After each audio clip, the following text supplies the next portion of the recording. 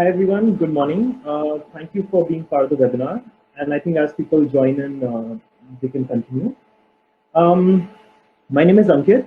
This webinar, Choking in the Garden City, is being hosted by Sensing Local and Healthy Energy Initiative. Shweta Narayan will be representing Healthy Energy Initiative, and we are curating this together. So, as you know, the webinar is being hosted by Sensing Local and HEI. Sensing Local is an urban planning think tank in Bangalore, and we largely work on environment and public health, so air pollution, water pollution, waste management, and other things like this. We do a lot of community-based studies, and a lot of air pollution studies have also been done previously. Shweta Narayan is from HEI, and HEI has been working a lot on the health narratives around energy choices. They've done a lot of toxicity-based studies. They build evidence around air pollution and health, and they're working in Tamil Nadu, Chhattisgarh, Himachal, and Jharkhand. And Bangalore was a great opportunity to actually bring that kind of thinking and analysis into a city like this, where people are talking about air pollution, but we really need to get into the meat of the matter. The purpose of this webinar was twofold. One was to share the findings and the process of the latest air quality study that has been done by Sensing Local and HEI, which was done between April and November of last year. And I'll be speaking about the study a little further. And at the same time, we also wanted to use this opportunity because we are in COVID, we've finally seen blue skies, we've really seen the opportunity that yes, it's possible to clean the air. How do we bring all the different stakeholders together and really figure out that how do you make clean air a priority post-lockdown and it doesn't go back to where it was. So these were the two major agendas that we have set. I'll start with the first one. And I also want to say that we have a lot of interesting speakers today. And I think Shweta will be introducing some of the speakers as we go. I'll just go through the session first. Yeah, sorry.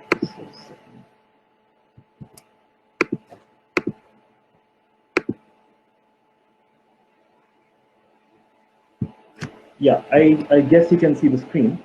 Some trouble with.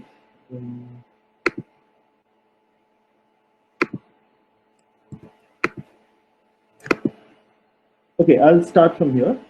So the whole presentation is broken, the whole webinar is broken into largely 3 sessions. In the first session, we'll be discussing the introduction of the report, which I'll be doing, and to explain to you how we went about it. Then we have Shweta taking over, talking about the findings from the report and what it means for us. And the third is actually we have some of the community hosts that have been part of this air quality study who will be speaking about their perspectives. The session number 2 is largely we have 3 experts on the panel talking about health in the time of COVID.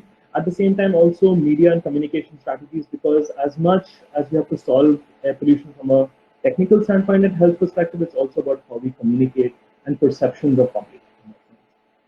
Session number 3, what we've done is post the study and of course to talk to the experts, we wanted to bring some key stakeholders from across Bangalore to come together and talk a little bit about more of the positive action that's been happening in the city, which we need to strengthen and also really advocate for.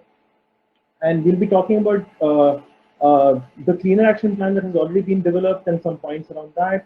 We'll be talking about the work going around PK, the road dust and construction material handling, and cycling and other initiatives. And then it will be opened up to the forum where we can raise questions and address it to any of the speakers, any of us. So I'll start with my presentation, keeping time in mind. So this air quality study was actually undertaken, was started in March. The purpose, so most of the studies across Bangalore at least have been around measuring PM 2.5 alone. And public understands now PM 2.5 and what it means to some degree. And so most of these have also been through low-cost monitors in that sense.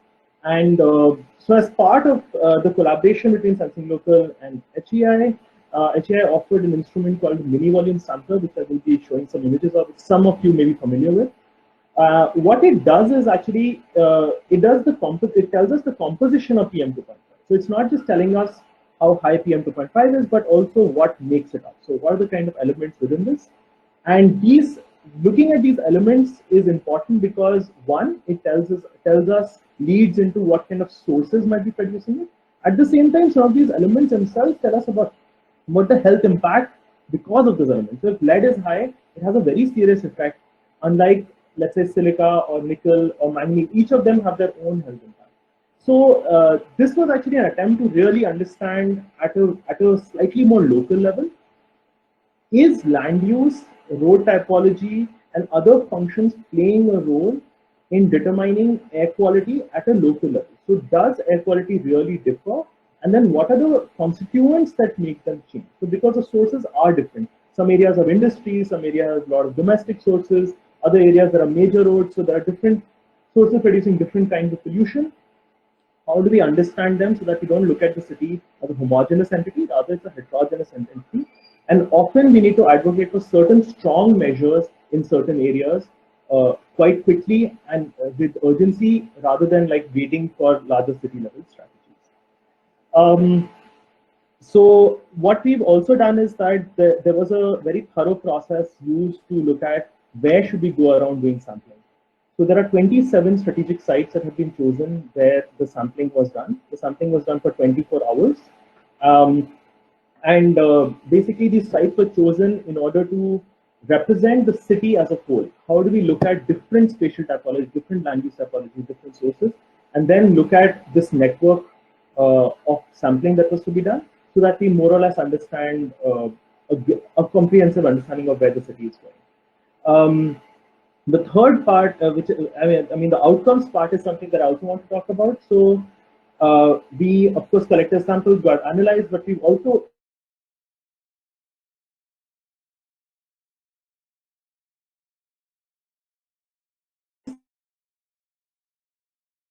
site report cards for myself. From here, I can start actually looking at what kind of local actions are required, versus also what kind of stuff all of us can get together and say that something needs to be solved at the city level, and we need to push for that.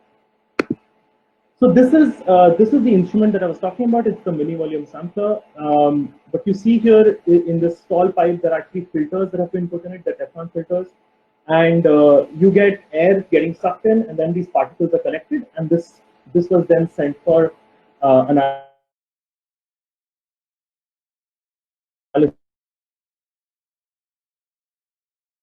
See the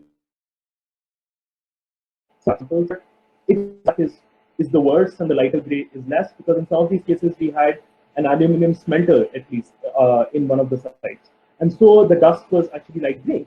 So I mean, in a sense, for the first time actually for us, this became a very visual exercise. That was not just about looking at a number, but also the fact that that pollution is real, and that's what's actually going into your lungs and affecting you.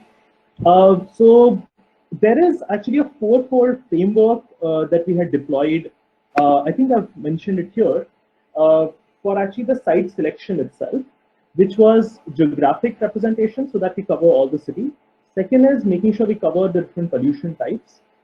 Third is proximity to vulnerable areas. Now, what that means is that there are schools, hospitals, parks, all these areas that are common areas where a lot of people spend time in, and especially children and older people and sick people spend time in. We need to be more careful about these areas. And the last point is to look at counterpoints or unique areas. Like there were specific areas that we were also paying attention to, which is like markets, which is like hospital area, bus stops, specific areas that otherwise we did not come through from community sort of asks, it's crowdsourcing, but we actually got them in as important areas. So what you see here, sorry. What you see here are the 77 sites that actually came in. Around I think 40 of them were from community hosts. We had done a Twitter blast, people had written in, and they are there. And the rest of them have actually come in from us looking at the city and saying, we need to cover certain areas, we need to cover certain spots. It came from there. And through the selection framework, we actually came up to 27 sites, which you see on the right. And you can see that more or less they're dispersed to cover as much of the city as possible. Coming to the pollution sources itself, there is two series of things that we did. One of the main ways of segregating these sites was actually looking at where are they located. So the proximity to dominant road type, because in Bangalore, as per the studies that have already been done, and Pratima from CSTEP is here, Sharat from urban emissions and CSTEP have done studies which are looking at sources of pollution. And we know that vehicular emissions are a major source.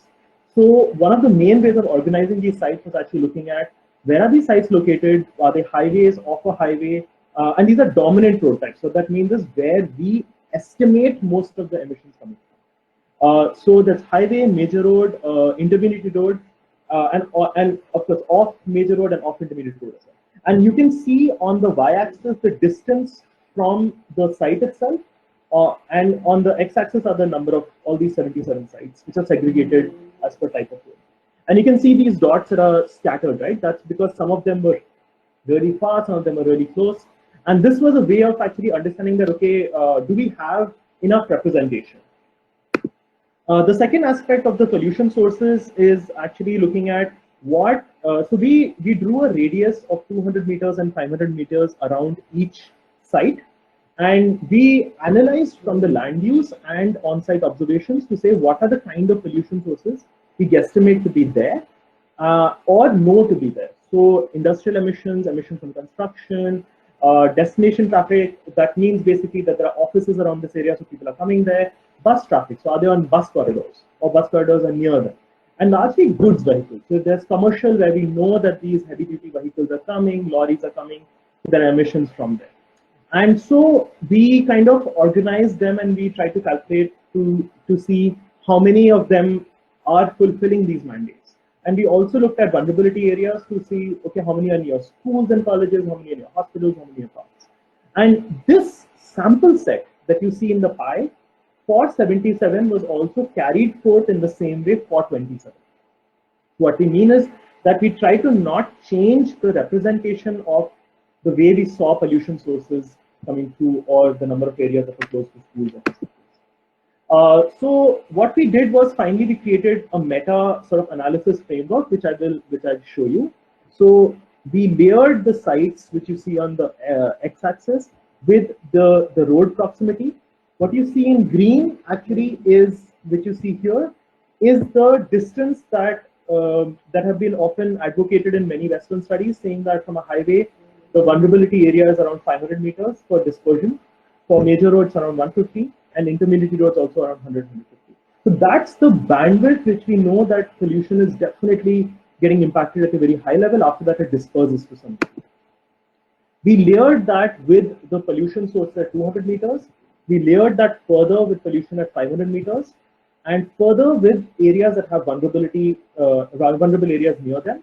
And then lastly were areas that were unique. So you can see these dots representing each of these conditions. And from there was a process of saying, how do we make sure that at least we have 2 or 3 sites that represent each of these micro conditions within them. So this was a 2-month process which we used to systematically come up with these sites and to go forward with the study. What you see here is the final list of 27 sites, and I want to pull out a few names because many of you are from Bangalore. So what you see in red are some of them. So we had representation from Sarjapur Road, which is an extremely polluted road. We have construction dust, there's road broken down in some areas, there's road construction going on, there's huge traffic, both destination traffic coming to campuses around that area, as well as through traffic that is entering the city and getting out. We have a neighborhood like Indranagar, which receives a lot of traffic from the rest of the city, but also has calm areas. So we had both those cases. We have Banargata Road, another major thoroughfare. We had Manyata Tech Park to actually contrast Indranagar in a sense, because Manyata residency inside the tech park is a very secluded area. So what is the air inside that kind of a landscape? We also had public spaces like Putanahalli Lake. We had the Koramangala case is very important because at that moment there's a flyover being built. So what are the direct impacts of that? We also have 2 markets areas, Madiwala market itself, and the whole, we had Avenue Road represented as well. And from a public bus stand standpoint, we have the Boring Hospital, which is near Shivaji Nagar. So this was the set that we had gone with, and you can see that they were split over 2 seasons. So we had April and July, and then we had September, November. In the middle, there was monsoon. So we did experience rains a little bit throughout, but our attempt was always to basically see that it doesn't rain on that day of something, because rain has a huge effect in terms of just reducing the pollution that is otherwise prevalent. So the disclaimers, I think Shweta will get into some of the findings that have been there, but I just want to say that because these sites were not done on the same day, you can't really compare the data from these sites on a one-on-one basis. So that is one limitation of a study like this, but they do tell us still a lot about the place. The second thing is that because they're 24-hour measurements, they don't really tell us a 100% picture of the place. So that's just to sort of keep in mind that air pollution studies also, many of them have their own limitations. We need to follow this limitation and go forward. But there is a lot that we can learn in that process. So what I'll do is I'll move on to now the second section of this, and I'll leave it to Shweta to sort of talk about these findings. Thanks, Ankit, for the introduction and the explaining the methodology of how we went on with site selection and how we hope that we have a full representation of the air quality, I mean, from locations, and then look at profile of air quality in the area. I just want to also highlight this fact that Ankit mentioned, that this is a citizen science initiative. This is just an effort to I mean, as nonprofits and citizens groups, we don't have enough resources to go for 365-day sampling and then kind of looking at source speciation. But this 2.5 and understand what are the chemicals that are there in the air that's sort of affecting us and our health. And use this information as a basis for action in terms of how do we fix the problem, understand where the sources are, and how do we fix the problem. So we use Teflon coated filters because that helps us understand in analysis of heavy metals in the dust. The technology, I mean, the filters were sent back to a lab in the US from where we had procured them. They were pre-weighed, so that helped us get the PM 2.5 levels, as well as using XRF technique, we got heavy metals. I mean, it was, as I said, it was a citizen science experiment, I would say, or exercise. But the quality control was, we were very particular about that. We were particular about, setting up the samplers downwind of suspected facilities, in terms of our chain of custody, in terms of how we set up the samplers, how we've used the filters. We were very particular about quality control so that there is no contamination and compromise in terms of results. As we have already mentioned, that we tested for PM 2.5 levels, and we looked at heavy metals. Next slide, please, Ankit.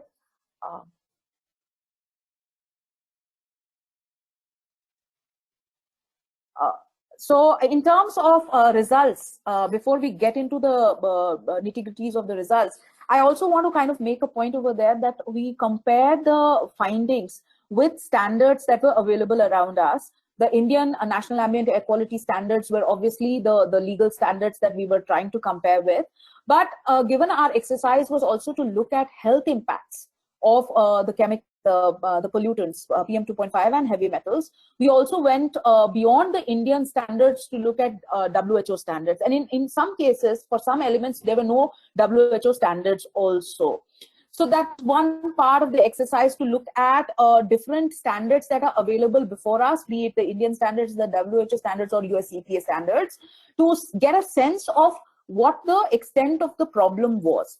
But having said this, I think from a health point of view, there are no acceptable levels of any chemicals in air. Like, the chemicals ought not to be there.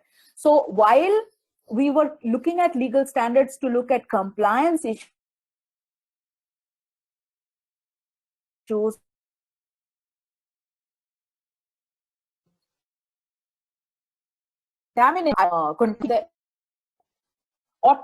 toxic heavy metals ought not to be there. We should not settle for just some standards and say that, lead what we have found is within concern. Any toxic heavy metal in our body, in our air, in the environment that we live in, presence of that is a matter of concern. And we will have a medical expert also later in the session to talk more about that. But I just wanted to reiterate that, point over here. In terms of what we found, we found PM 2.5, of course, that was the exercise for. Ankit, next slide, please. But in PM 2.5 also, and as Ankit mentioned, that we had gone through a variety of seasonal variation in terms of our sampling. 20 out of 25, 27 samples that we took did not conform with the Indian regulatory standards.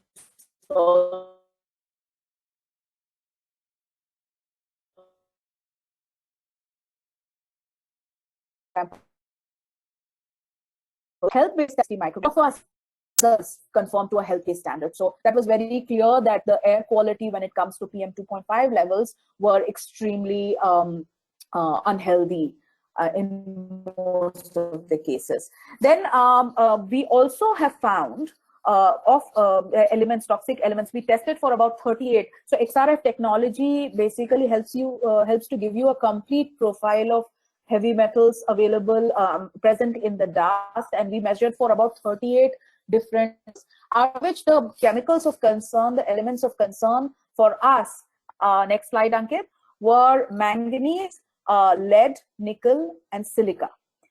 This is the kind of the heavy metals that we found in extreme levels from a health point of view in the all the samples. And if you look at WHO standards, the manganese were in 3 locations were higher than what the WHO prescribes. If you look at the US EPA standards, I think in about 13 or 14 locations, they were higher than the US EPA health-based standards. Nickel was present in excess in 20 out of the 27 locations. We have locations, and crystalline silica was something that we found above standards in all the locations, but in 8 locations at least we found it to be in a very, very concerning level of above 10 microgram per meter cube. Now, what does this indicate in terms of like the heavy metal composition in these areas? Also indicate at possible sources, and sources with manganese, nickel, are vehicular emissions, burning of oil or burning of garbage. With lead, I think the sources are more again from unpaved roads, from construction sites, and crystalline silica again indicates that road dust and construction dust are primary sources of crystalline silica. And with this kind of profile, you get a sense of, and that's what we were able to also find, like with crystalline, like in one, I think Kormangala, the Maitri apartment site, where we found lead and crystalline silica at very high levels. And we know that there was a flyover that's being constructed, or that site has high levels of construction. So, going back to your the land use mapping that we've done in each sites, and mapping the elements that we found in the dust, gives you a good indication of what the possible potential sources at those micro levels are of air pollution. In terms of health effects of heavy metals, I mean, as I've said, there should be a zero tolerance level of any toxic chemical in our air or in our environment. Specifically, manganese and nickel and lead, all 3 are neurotoxins. India does not even have standards for manganese in air. We have lead standards.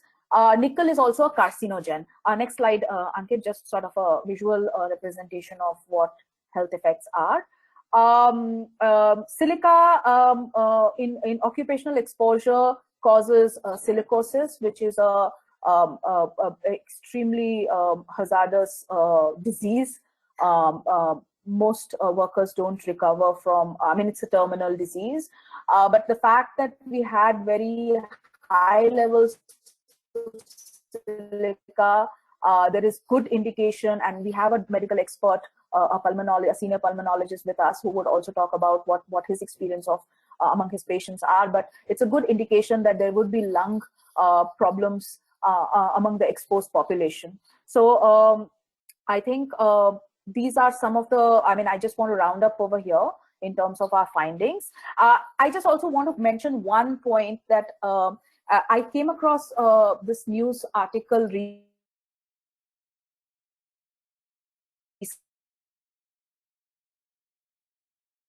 for air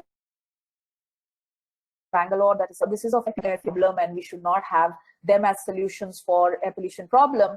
But what was interesting, the name of the company is Atectron, and they have been setting up apparently air purifiers around the city. But what is interesting is finding from their analysis of their filters, which have also indicated something what we have found in our in terms of heavy metal findings that from our report. They have reported high levels of lead, zinc, iron, manganese, and chromium. So I think this is just a corroboration of our findings, and also an indication that we need to move beyond PM 2.5 to also look at heavy metal contamination in the air in order to form policies to solve this air pollution crisis. I would like to hand over back to Ankit.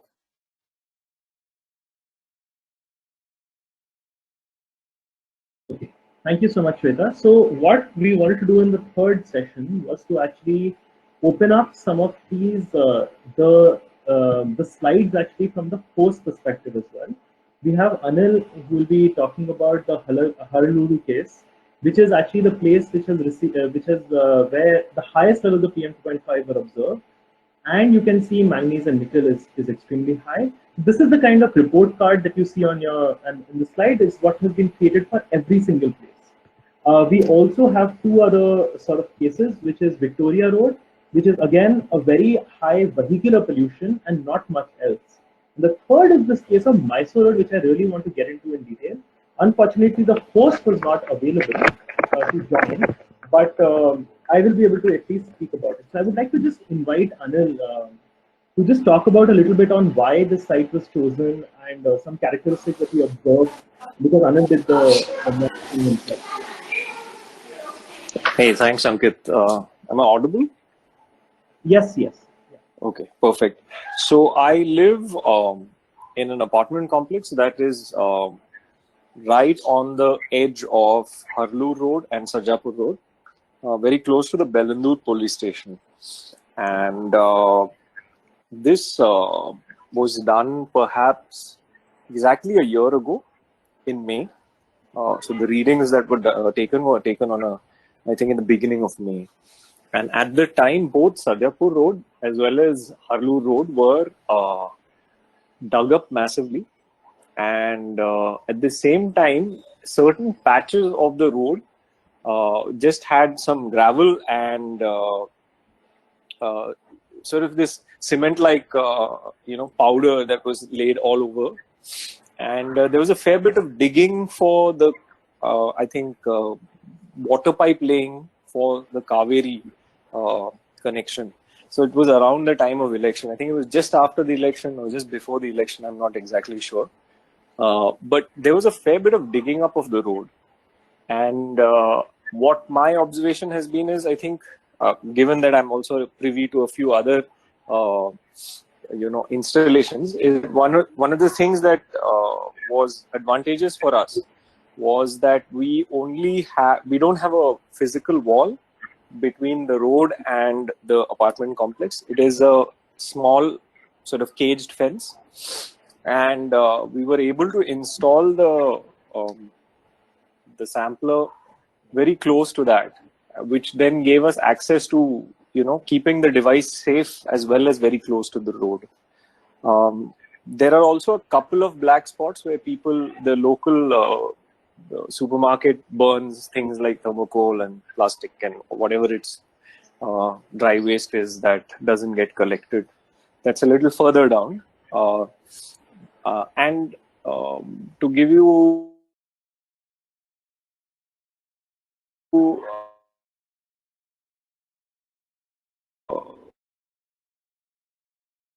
orthodox and Hosur Road and sort of Hosa Road, not Hosur Road, that connects to the larger Hosur Road. So Sarjapur is connected to Hosur Road through 3 roads. One is the road that actually goes towards HSR, but there are 2 roads that cut earlier before Iblur Junction. One is Central Jail Road and one is Harlur Road. These 2 roads also are the arterial roads connecting 2 very large roads, Sarjapur Road and Hosur Road. So those in a sense were in the things that were going on at the time. Post of course, this 6 months down the line, the whole of Harlur Road was tarred and so was Sarjapur Road, and I think everyone who's been using those roads has seen a significant improvement in air quality. And ironically, just yesterday, a bulldozer dug up some bits in front of our house. So I guess that's a sense of what was going on there. Yeah. Thank you so much, Anil. I think this site is particularly of intrigue because road digging is happening everywhere in Bangalore, and people think that it doesn't have an impact. And it does. And to give credit, I think it was a bunch of RWAs that came together and were protesting that actually got the road built. It was over a period of a year of protesting on the roads every weekend that got some of it done. So yeah. Okay, thank you so much, Anil. I just want Shobhya to also come in and talk a little bit about the Victoria Road sort of sampling that was done and a little bit about the site. This was actually also the 3rd or 4th highest levels of PM 2.5 that we reported in this area. So yeah, Shobhya, over to you. Hi. So I stay close by as well, which is just off Victoria Road, and the location that we chose is a cafe that's on the main road basically. The main sources of emissions, of course, was traffic. This road is highly congested, and it's not traffic that's coming through the neighborhood. It's basically traffic that's passing through the neighborhood to go towards MG Road or Richmond Road and those areas. So this road as well has gone through several transformations of being a 2-way, then a 1-way, and it gets terribly jammed. So what we see here, which is very interesting, is that this is purely vehicle pollution. There was no construction happening around this area especially when we put it in. There is nothing else happening in terms of waste burning or waste dump. None of that. It was purely just vehicle pollution and emission that was seen on this road. Yeah, Ankit, I think the one point that why this site is also important, which is why Shobhya selected it, is because there are 2 schools in this area on this major road that opens on this major road.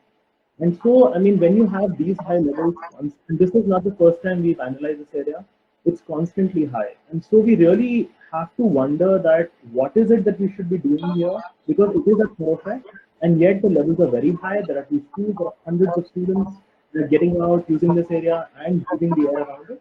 So what kind of urgent actions can be taken here is definitely an ask. I just also wanted to point out that in these report cards, we have also put in any observations of the site and weather conditions and all of that, so that when the next sampling happens, or if the communities take up this for another monitoring, they know what to look for and what were the conditions for this sampling. The last case that I want to actually bring out is the Mysore Road case. Mr. Ravi was not able to make it, but what you see actually in the image, I have a better image here. This is the reason why he got us to the site. What you see, this is at the site is at the junction of 2 flyovers. It has Mysore Road going at the bottom. You have a metro. He has a food factory basically, and behind that is an aluminium smelter. What you see in the image is the aluminium smelter. And we've done recordings earlier as well of only PM 2.5. And what you see every 15 seconds is a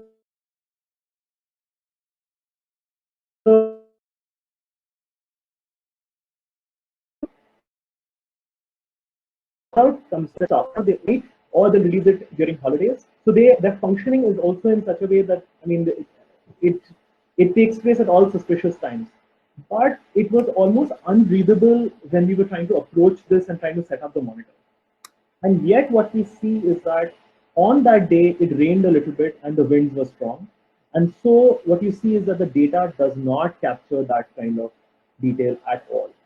And so one of the things that we also want to talk about is the need for continuous monitoring and not just the one time. We definitely wanted to capture the aluminum in this air, but one, there are no standards around this to actually measure it against, and yet it's thick in the air. You can't breathe if you do.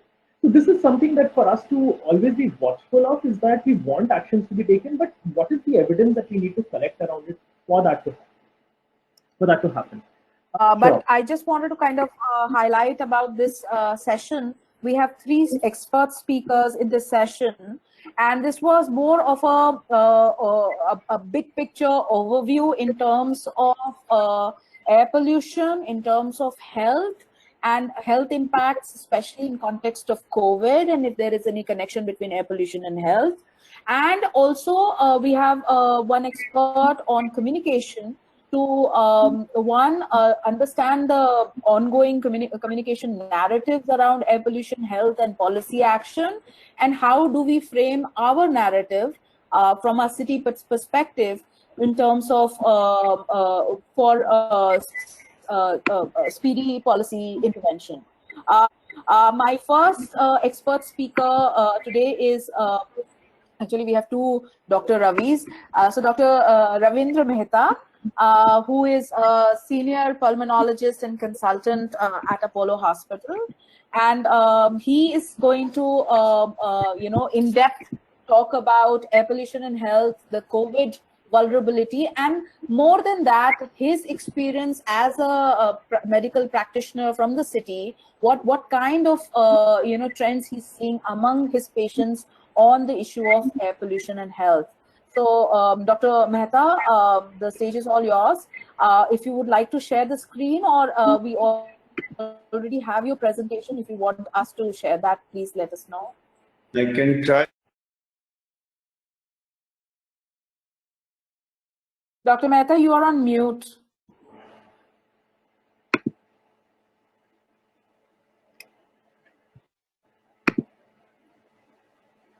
Yes, sir. Yeah. Sorry. Yeah, that took a little while. So yeah, you guys can share it otherwise. Or let me just see if I can quickly, if I do it in a minute, I will. Otherwise, I'll ask you to share it.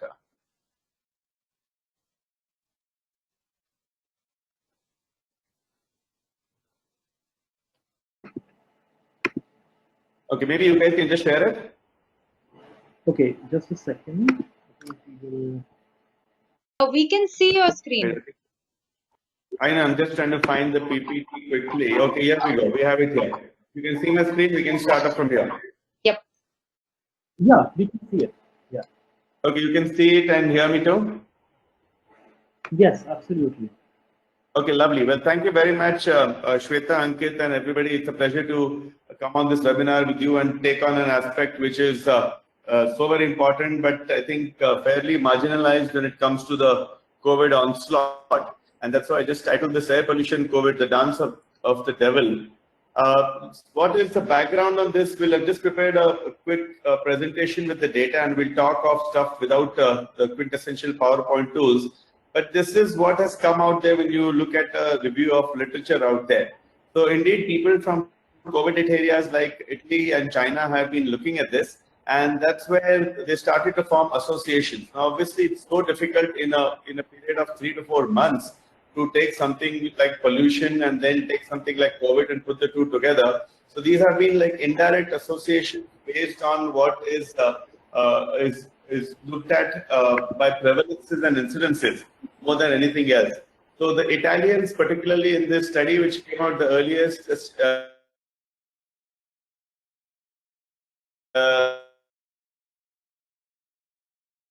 particularly they showed that the PM10 particle, count was related to the COVID incidents over there. And they showed this lovely graph where it was quite clear that the higher pollution levels was associated with a higher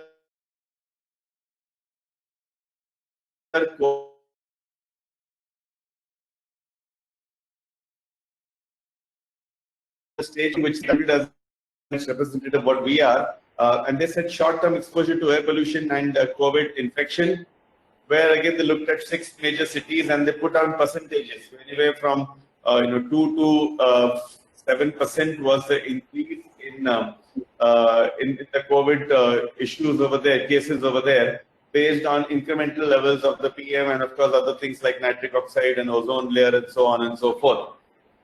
Only thing they observed was sulfur dioxide had a reverse correlation. Otherwise, everything else was consistent with higher levels, and nitric oxide was particularly looked at as a culprit out here. Story went on further, and more data came out, says that nitric oxide is known to be an inflammatory gas by itself, and so therefore if the levels go higher than what should be, we're going to get into trouble. Again, the COVID relationship established over there. And then very recently, our own people out here, I think Giridhar Babu is part of the Public Health Foundation of India in collaboration with his colleagues, has put down a very interesting aspect of indoor air pollution. And so indoor air pollution has been a major thing in India. For those of you who are a little less aware, a good deal of our lung disease, we now also attribute to indoor air pollution.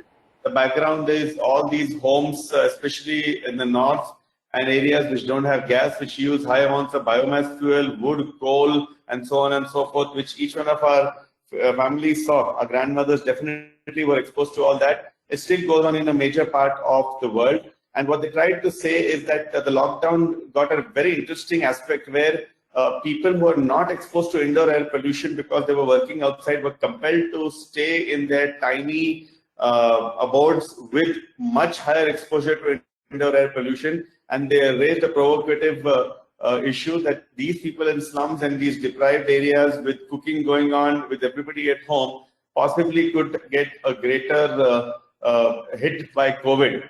And so this is something which is an inadvertent effect of the lockdown. Many such things have been talked about when it comes to lockdown. And this has to be factored in the incidents which have been going up. I mean, if you look at crowded areas like Dharavi in Mumbai and so on, when 10 people stay in 100 to 150 square feet and bathrooms are shared and so on and so forth, and they have no place outside to go. If you lock them down, then indoor air pollution probably becomes a major aspect, since the lockdown has reduced the outdoor air pollution, but the indoor air pollution picks up. So they're exposed to an unusual pollutant which they're otherwise not used to seeing before. And if it comes to children, it gets even worse. So again, crowding, low socioeconomic status, biomass fuel, and the relationship of COVID was something which was brought out by them. It's more like a thought leader article than actual conglomeration of data. And so this has been the challenge.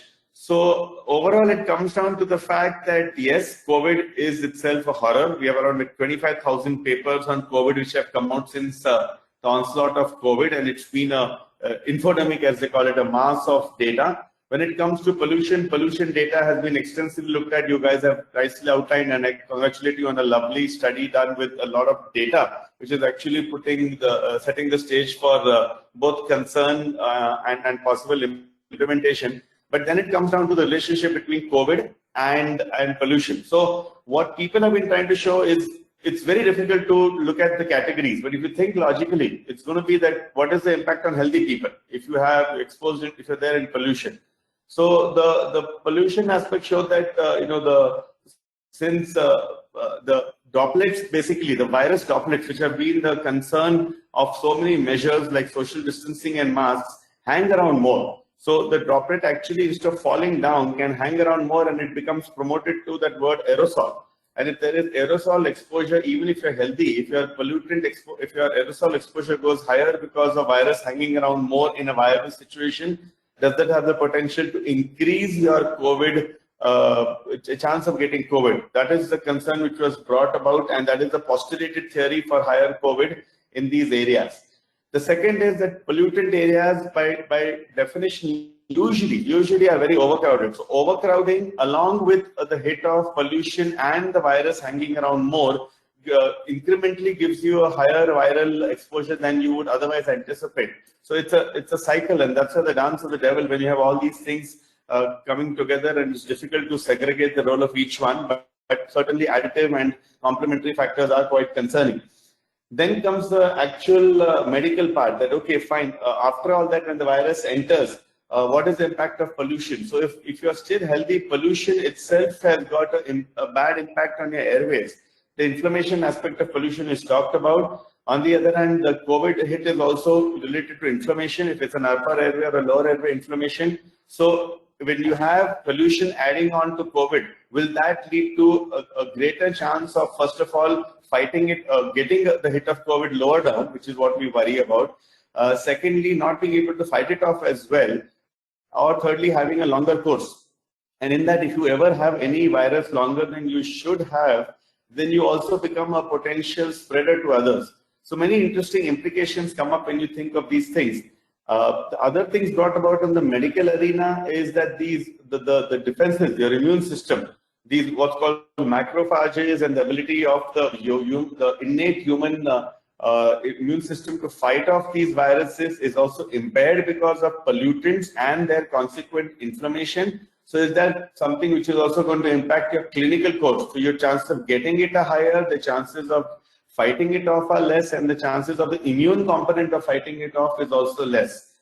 Even things like something called cilia was brought about for all of us people who are not in medicine. Cilia is actually the hair-like structures which are present in our respiratory tract. Sounds a little gross, but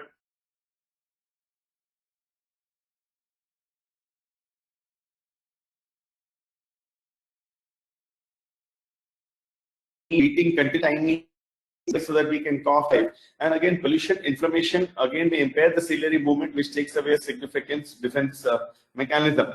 So not to inundate you with technical issues, but by and large, a lot of indirect evidence to show that there is a high incidence of COVID prevalence in polluted areas, a lot of postulations to figure out why you can get infected more because of the virus hanging around more and the aerosolization and the nurturing in the pollutant areas, as well as the ability of the body to fight it off less. So all this has been a very, very interesting space to look at. New York also came under the same category. They said in New York also they were looking at the relationship of pollution and the huge hit which the city took. And this was also part of the concern. And that's why when we were all looking at it from a distant, from India, we were also wondering whether this will play a major role in the COVID hit we take. Currently, if you look at writing on the wall, again, strong personal opinion, but no data. The ones who are getting the maximum COVID hit are Mumbai. Mumbai is around 20% of the entire COVID load of the country. And Mumbai is as polluted can get. The next one, 2 weeks later, probably is Delhi. Chennai is also not far behind. So the metropolises, whether it's a question of just the way things were done, the overcrowding, a component of pollution, or all of them put together in some way or the other, indeed is reflecting the onslaught of COVID in our country, which is also increasing literally incrementally and exponentially as time goes by. So this in a nutshell is whatever is known, whatever is postulated, whatever is speculated in the areas of concern which have been mentioned in literature, and the medical implications which can be brought about. So now, of course, we'll have to look at this further and figure out how to handle this, especially when you look at it as what do we do acutely versus how is it going to impact in the long term, or ultimately what are the lessons learned, because these pandemics or epidemics are notorious to return. And as much as you fight it off now, you have to also take away messages to change things in the long run.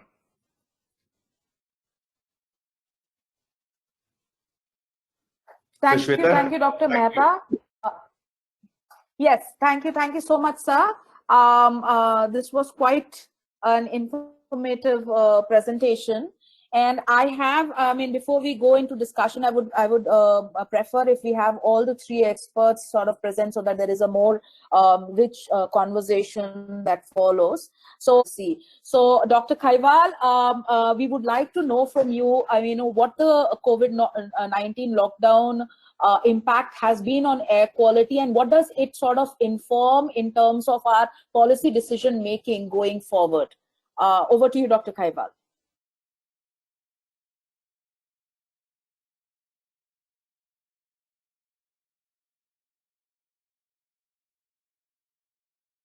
Sir, we can't hear you. Please check if you are on mute.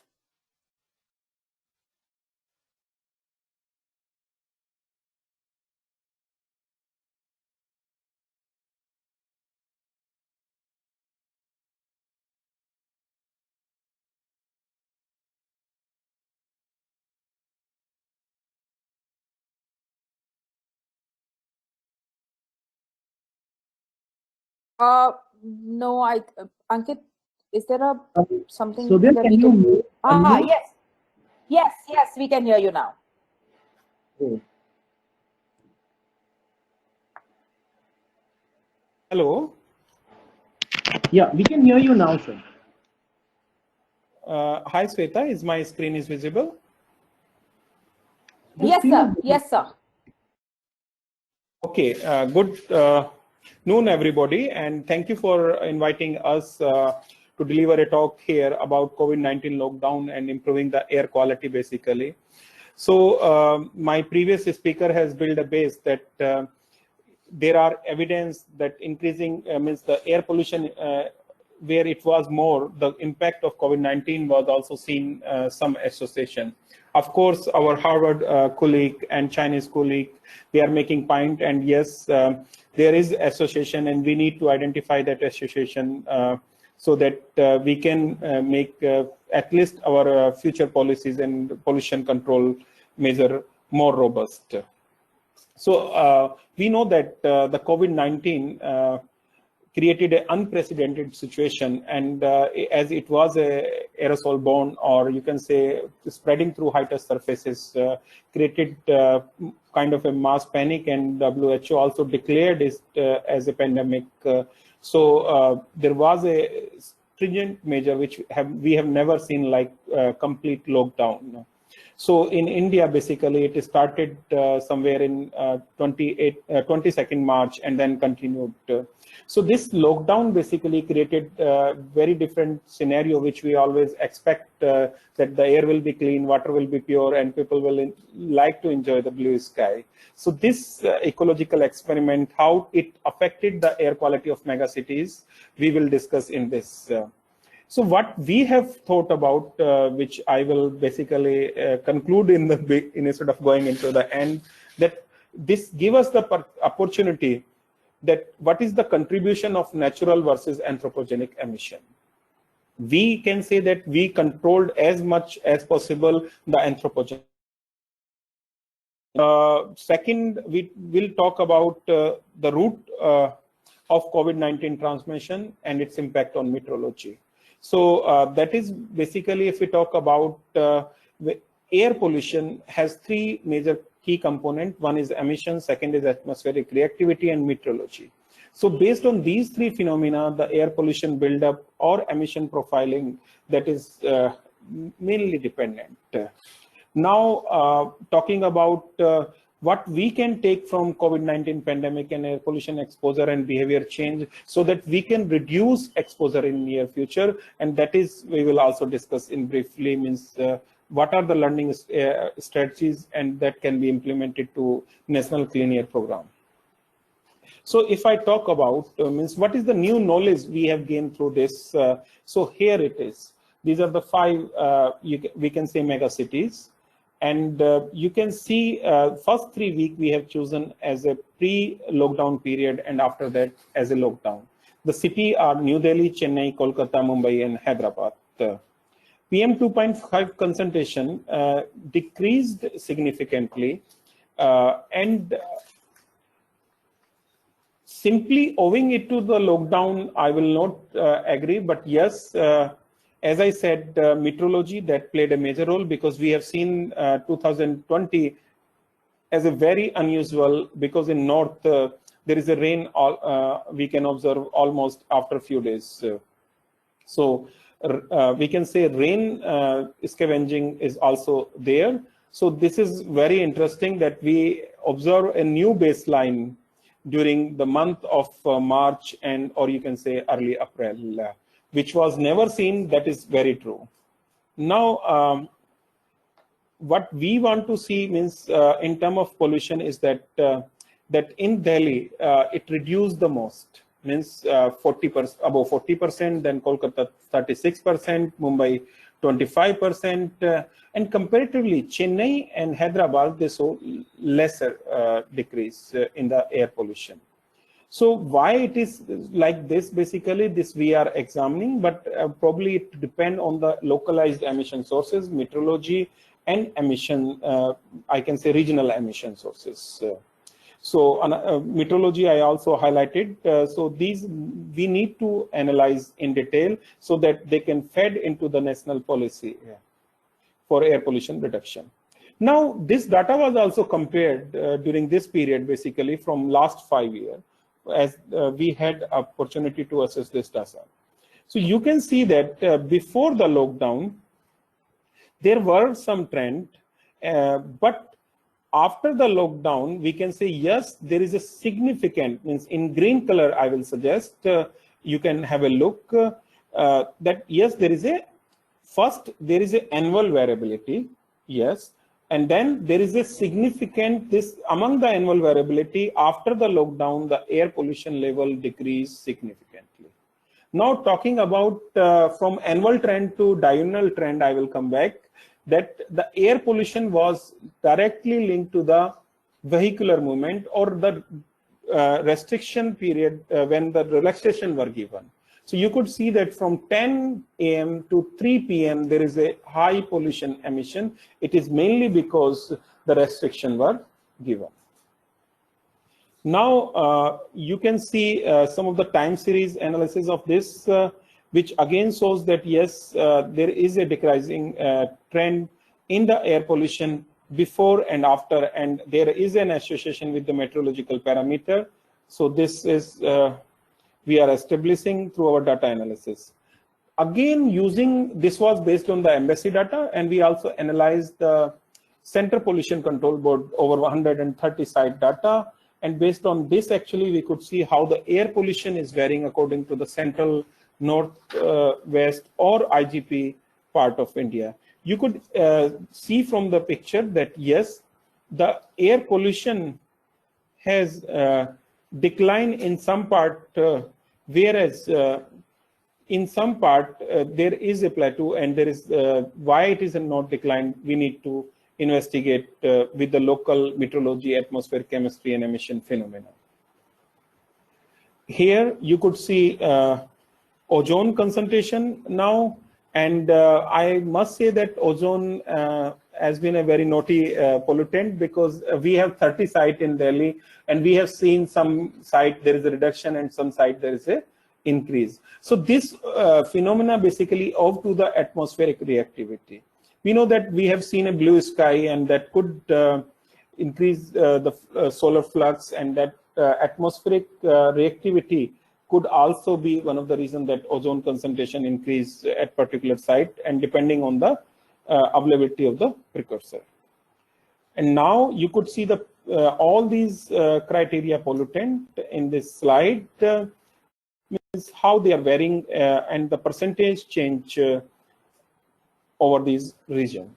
So we could see that yes, particulate pollution, they reduce significantly, and at the same time SO2 we could not very promising, but yes, outside they showed a very significant change. This is the comprehensive data, but I will not go. We also used OMI basically, and try to analyze the NO2 level in these cities, or you can say over the India. And here you can see the NO2 before lockdown and NO2 level after the lockdown. So certainly it has cleared out the pollution over Indo-Gangetic plain. And these learning, because IGP is known as the world hotspot of air pollution, could be implied to reduce air pollution. So what we assessed basically, NO2 during the lockdown decreased roughly 12%, whereas there was a 1% increase during the same period last year, means in the 2019. But as we gave the relaxation, this NO2 reduction, you can say gain, were slowly they were becoming to the normal. At the same time, we observed that over the South India or Middle India, there were lots of forest fire, those who contributed to the air pollution. So when we were having very clear day in North, Normally, I measure the fire count or not, and then we disseminate. So what we saw that during that period in the south or central India, there were a lot of forest fire was going on, and despite that, the sky was blue. So this is another phenomena we need to investigate. Means despite having high for a fire count, why the air quality remain good. Now coming to what we can learn from this basically. So what we learned, that we have seen that COVID-19, then there is a lockdown and improvement in air water. So we have some short-term gain, either in terms of health, reduced secondary pollutant, new baseline detected, but at the same time, it will also impact on certain strategies. Like we promote carpool, we promote mass transit, and it can impact on that. So how to address that? That is our concern. Let's say Chandigarh or Bengaluru city, we can promote the non-motorized mode of transport. Another opportunity is that we make use of solar or means basically renewable energy sources. Third is that we have to think about how this mass transit can be based on the battery operated vehicle. So, and specifically for school, so that our young children, they are not exposed to the higher pollution level, at least by their own vehicle, because around the school you will always see a huge many number of buses. Whenever I drop my children, I also observe 5 to 10 buses standing, mostly waiting for the gate to open or enter. But we can see some light also that there will be increased use of tunnel. In the past, people were, if they were wearing a mask, they were stigmatized, or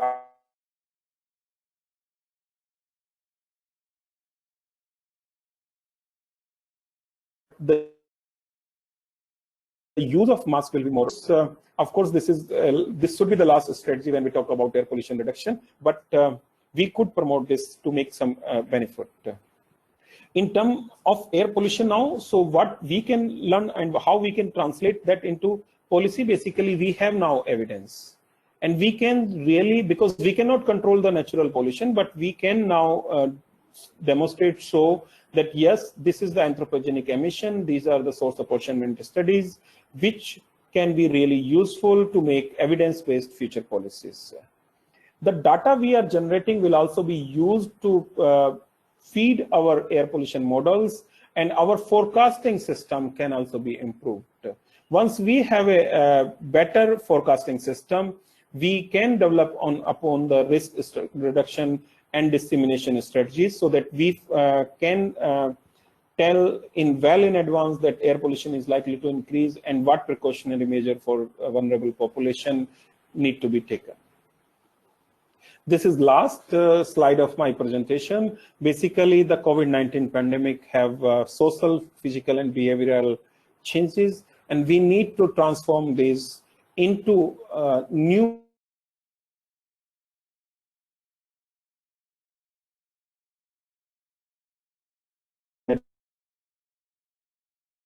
or in terms of individual, society, and then have the maximum benefit for the health and environment. Thank you, Sweta. Thank you, Dr. Kaiwal. I would like to invite now our third expert for this session, and Aarti Khosla, who is the Director of Climate Trends. Aarti is a media and communication expert, and with her, I would request to sort of help us understand what the public perceptions around air pollution during the COVID time has been, and how do we use effective communication strategies to advocate for reduction in air pollution in terms of policies post lockdown. Aarti? Thanks, Shweta. Can you hear me well? Yes, yes. Okay, should I try sharing my screen? Yes, please. Yes, please. Let's try. If it doesn't work, then you can do it.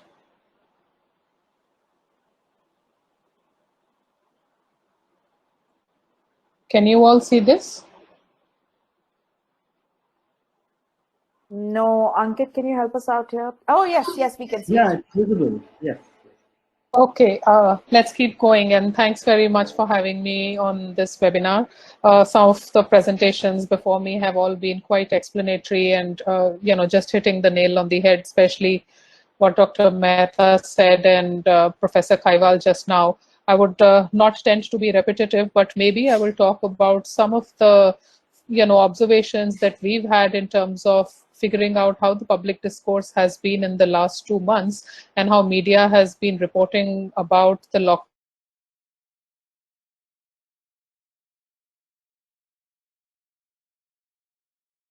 and what it reveals for with respect. I think that needs no introduction, especially to this group. But clearly, this has been a moment of social disruption, where not only physically, the air itself has become very clean, but even psychologically, people have been able to realize how much they were struggling for clean air, and literally for how long. And especially when you had tweets like. Himalayas visible from Punjab and other mountainous areas visible from Siliguri and as far as Bihar. I think that really spoke to the fact of how the public has felt a certain change and is even willing to take a step back to make sure that that change is maintained. And I will talk about it just in a second as I describe this slide, which actually explains a survey, a public perception survey that we took along with an agency called YouGov. And our idea essentially was to just reach out to some urban professionals across India. So we reached out to 1,100 people across 10 cities. We had our own limitations, so we could only go to 10 cities with population size, the largest. So it did cover Delhi, Bombay, Bangalore, Hyderabad, Chennai, Calcutta, and a couple of others. And through the set of questions that were asked to people, we try to figure out, especially in the context of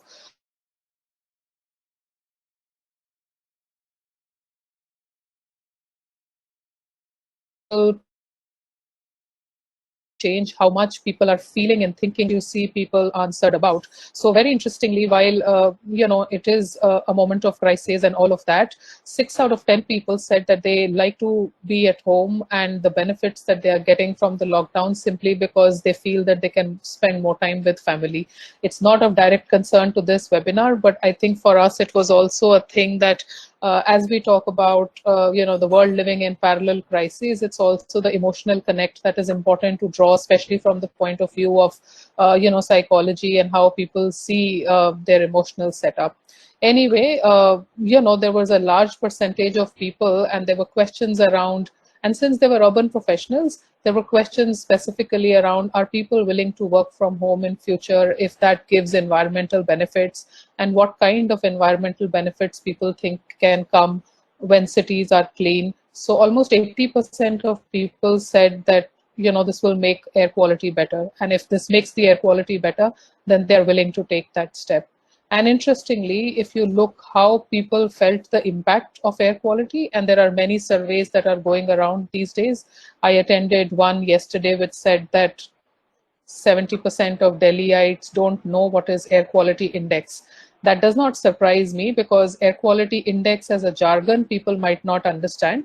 But when you ask them if they've had a respiratory problem or if they've felt any impacts of poor air quality even, we realized that 9 out of 10 people said that air pollution impacts them personally, which means their health or their family's health.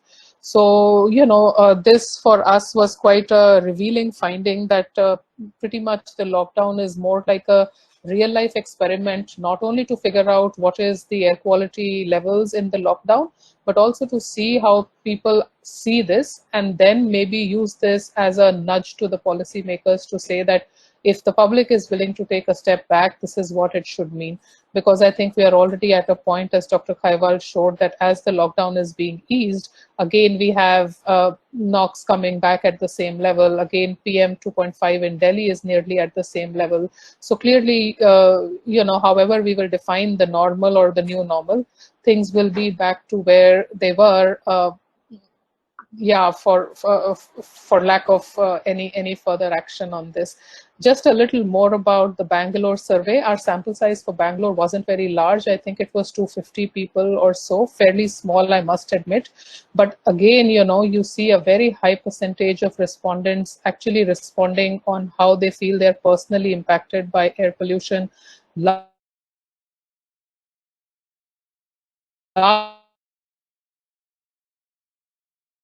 Saying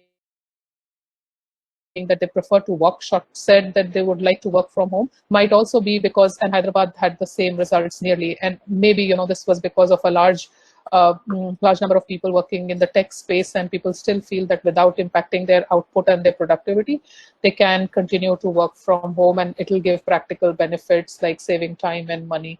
Interestingly, above average number of people were also happy to buy an electric vehicle if it was affordable, and if charging infrastructure was set in place and so forth. So clearly, while this was a very small social experiment, for us, it revealed a lot in terms of how the Indians have felt and thought at the time of this lockdown, and joined up with how data has revealed that the levels of air quality, and it's possible to bring those levels down. It just feels that it will be a pity if all of this goes to waste and we are not able to really look at how we can fix a few things while it is totally possible to fix them. Perhaps I will not go into the detail of this slide, as I saw Dr. Kaiwal already gave a lot of detailed data and information, but this was more from the point of view of us reaching out to some journalists to just encourage them by showing them how PM 2.5 levels in key cities have dropped, and pretty much our analysis showed that in Delhi, this difference that you see on screen is actually the first 2 weeks of lockdown after the Janta curfew and the period before that. So there is a drop of nearly 45% in Delhi, as you see, and this monitoring gave around 17 to 18% in Bangalore, and this is only 2.5. And if you see here, then there is actually the differences in terms of, we measured the gases as well, sulfur dioxide and nitrous oxide, and the differences were quite significant, especially for NOx, where it's coming down by 50 or even 60%, 70% in some cases like Bombay. So pretty stark differences, and I think the whole discussion does come out to the triangulation between what the data reveals, how we are able to perceive this, and really then what we are able to do in terms of health. Perhaps I will just move through this, but this was again most of what was covered. The last but one point essentially talks about, again, household activity might lead to a rise in emissions, which the speaker before also said. That's pretty much, I think, again, the discussion on using biomass for household burning, open burning, etc. It's still happening. And I saw some of the groups have already documented in the last week on how there is a slight increase in PM due to emissions at the household level during the time of the lockdown.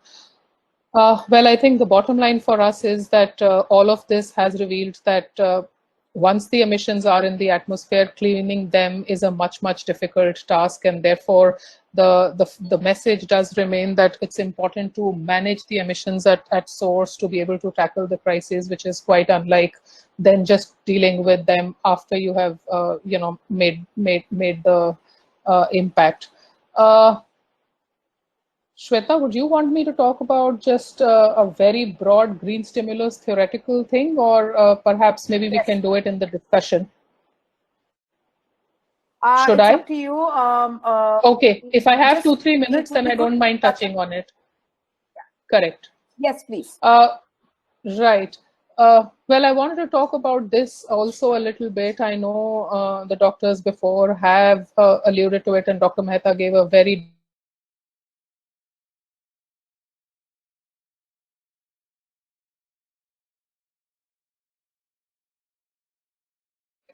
I suspect tenuous. Of course, the study from Italy as well as the Harvard study have tried to probe the links and also establish a lot of good connection. But it feels that maybe there is some need for a stronger public discourse and some India-based studies, and perhaps that can be open for a debate. But I just feel that the public discourse will be much stronger if there were some India-based studies which also talked about the link of air pollution becoming stronger for COVID. What we have right now is a lot of coverage being given to international studies that have happened so far. Maybe the next 2-3 minutes, I would zoom out of the air pollution space, because clearly, while this has been one of the important discussions during the lockdown, there have been a number of other discussions that have been going on just in terms of linking what is happening at the top level in the government and what is the result of it in terms of how the economic recovery package is being created and what it will mean to the environment. And we analyze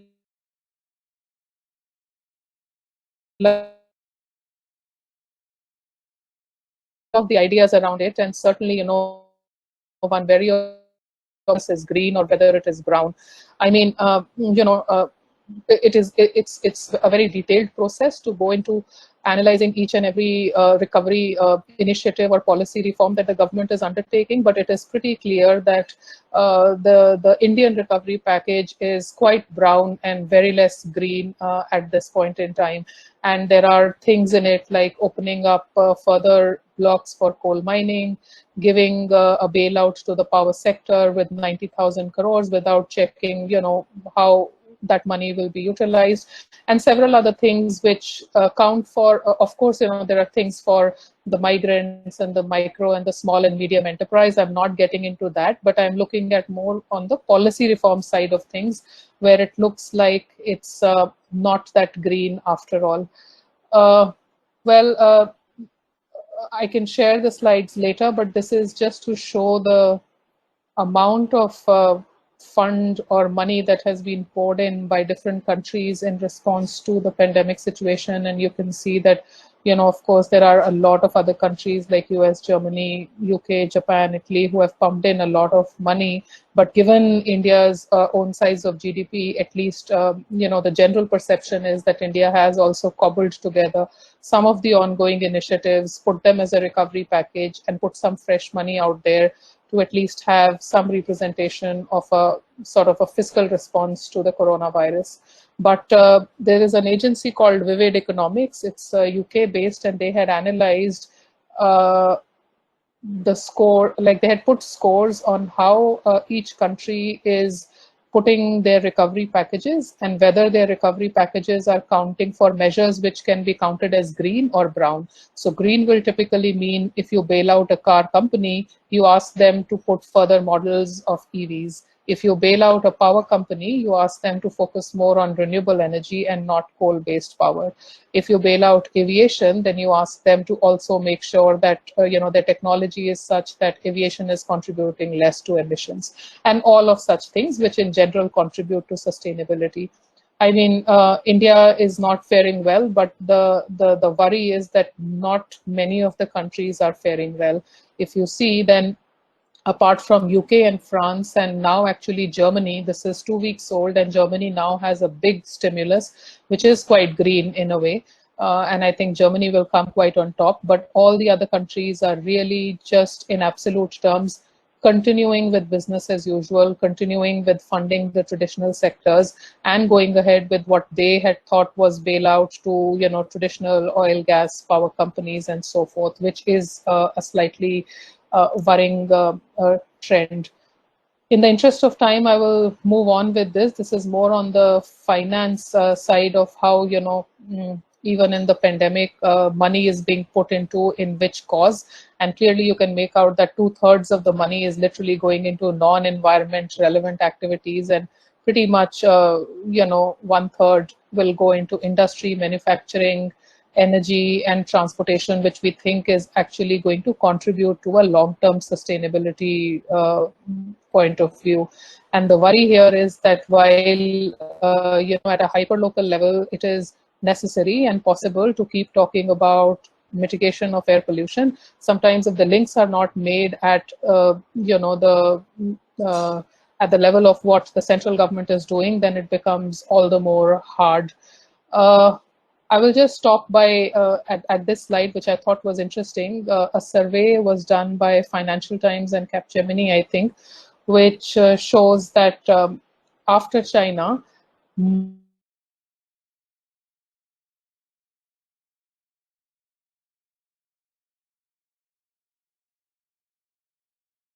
willing to buy cars after there are several discussions over here. One biggest one is the fact that we have far less adequate public transport. Some numbers say that at the bare minimum, the state road transport should have 2 lakh buses, and India has about 35,000 buses. And given the social distancing considerations and all of that, it's not possible to run the same kind of buses with the same number of people. Secondly, given the economic situation,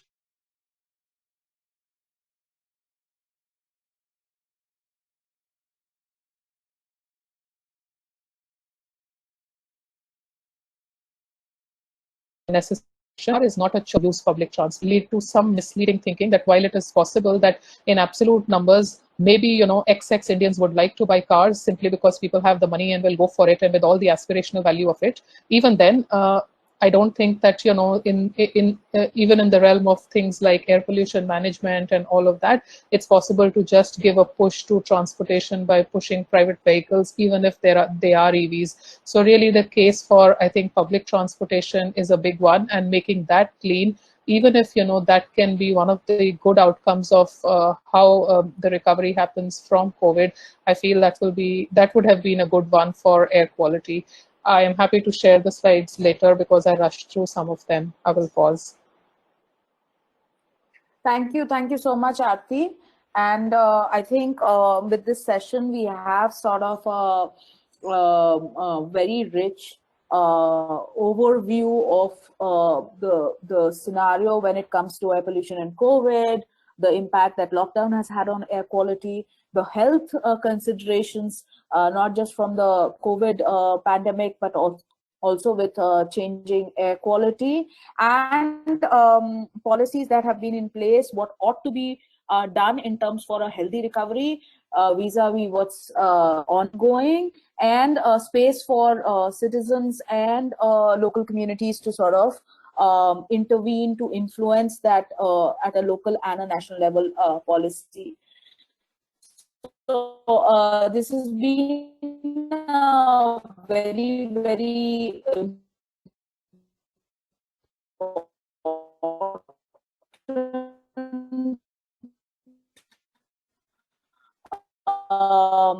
sort of overview, and this sort of also sets the stage for our next session, city kind of actions that are positive actions that are currently underway, and what actions need a larger space and push from citizens for policymakers to take notice. So Ankit, I'm going to hand over to you to sort of moderate this session.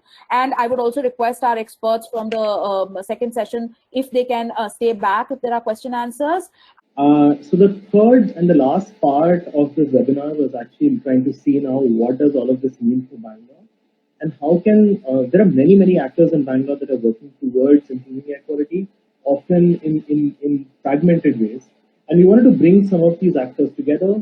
So actually for the panel, we have 5 people. One, and I must, we're very happy to say this, is that Mr. P.C. Mohan, the 3-time sort of MP for Bangalore Central, has actually invited us yesterday to talk about the report and talk about its findings and where to go from here.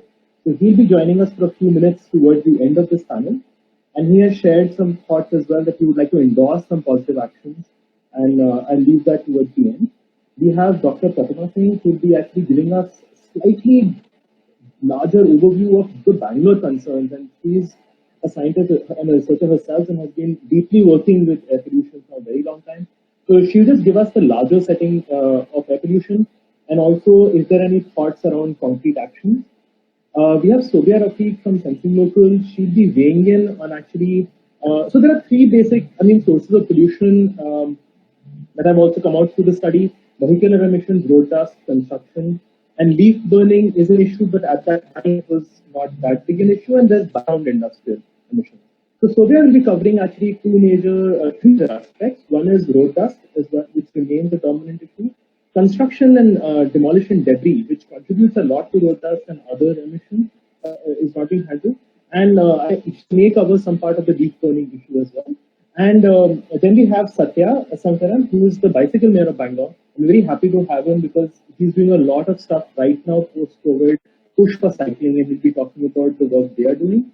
And of course, if the panel we would like, if Mr. Mehta is there, then we can stay there and have a few questions, of course, posed to the experts who have given presentations earlier, but also trying to say what are some concrete things that as a city we should be focusing on prioritizing on.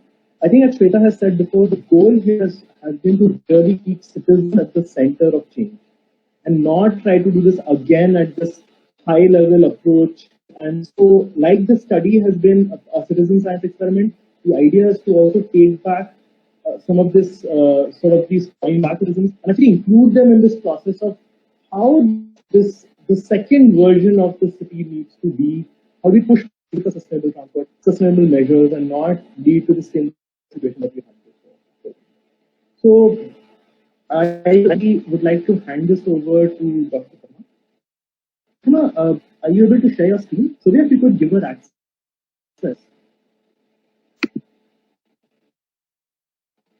Pratima, can you hear me?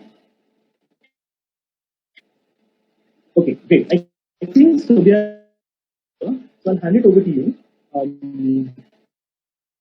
Pratima, some stuff that I've mentioned already, and yeah.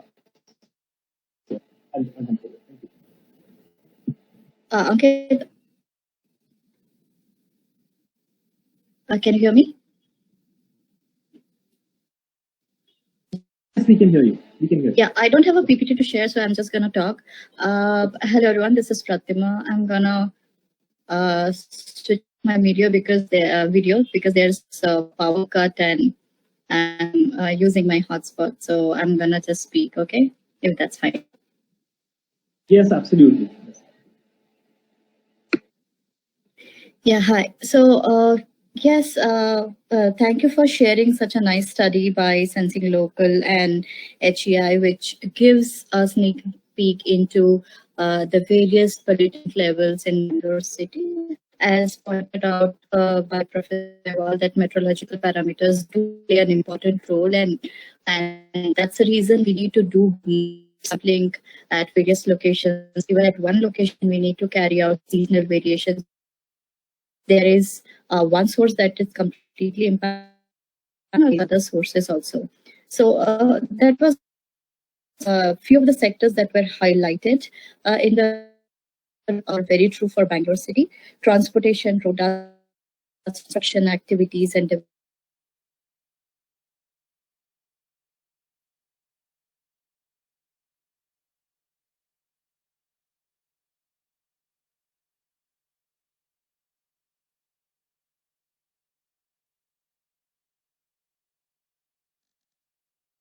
very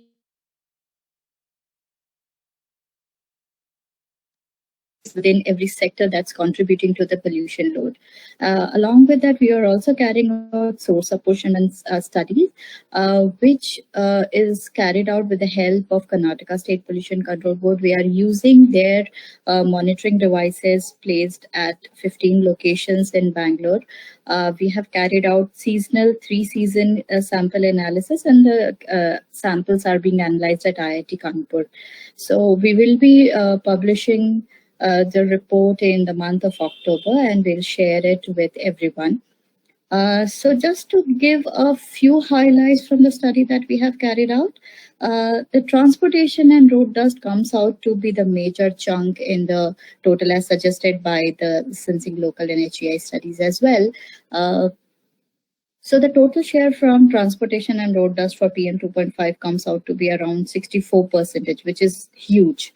And if we include construction also, then it goes to somewhere around 75-80%. So considering that construction, road dust and construction dust Transport, road dust and construction are hugely impacting the total share in Bangalore city. More initiatives are required. Yes, government has started considering few of the measures, but we need to be a bit aggressive on our policy aspects. So I'm just going to share few of the initiatives that has been initiated by the transport department, that 1.5 lakh autos are to be converted to EV auto cab, and incentives will be provided by the government to the auto rickshaws under the FAME scheme. So something around like 40,000 rupees will be provided to the auto rickshaw to shift the autos to EV auto cab. So this is a long-awaited initiative which was in discussion since last couple of years, and now they are finally going ahead with this.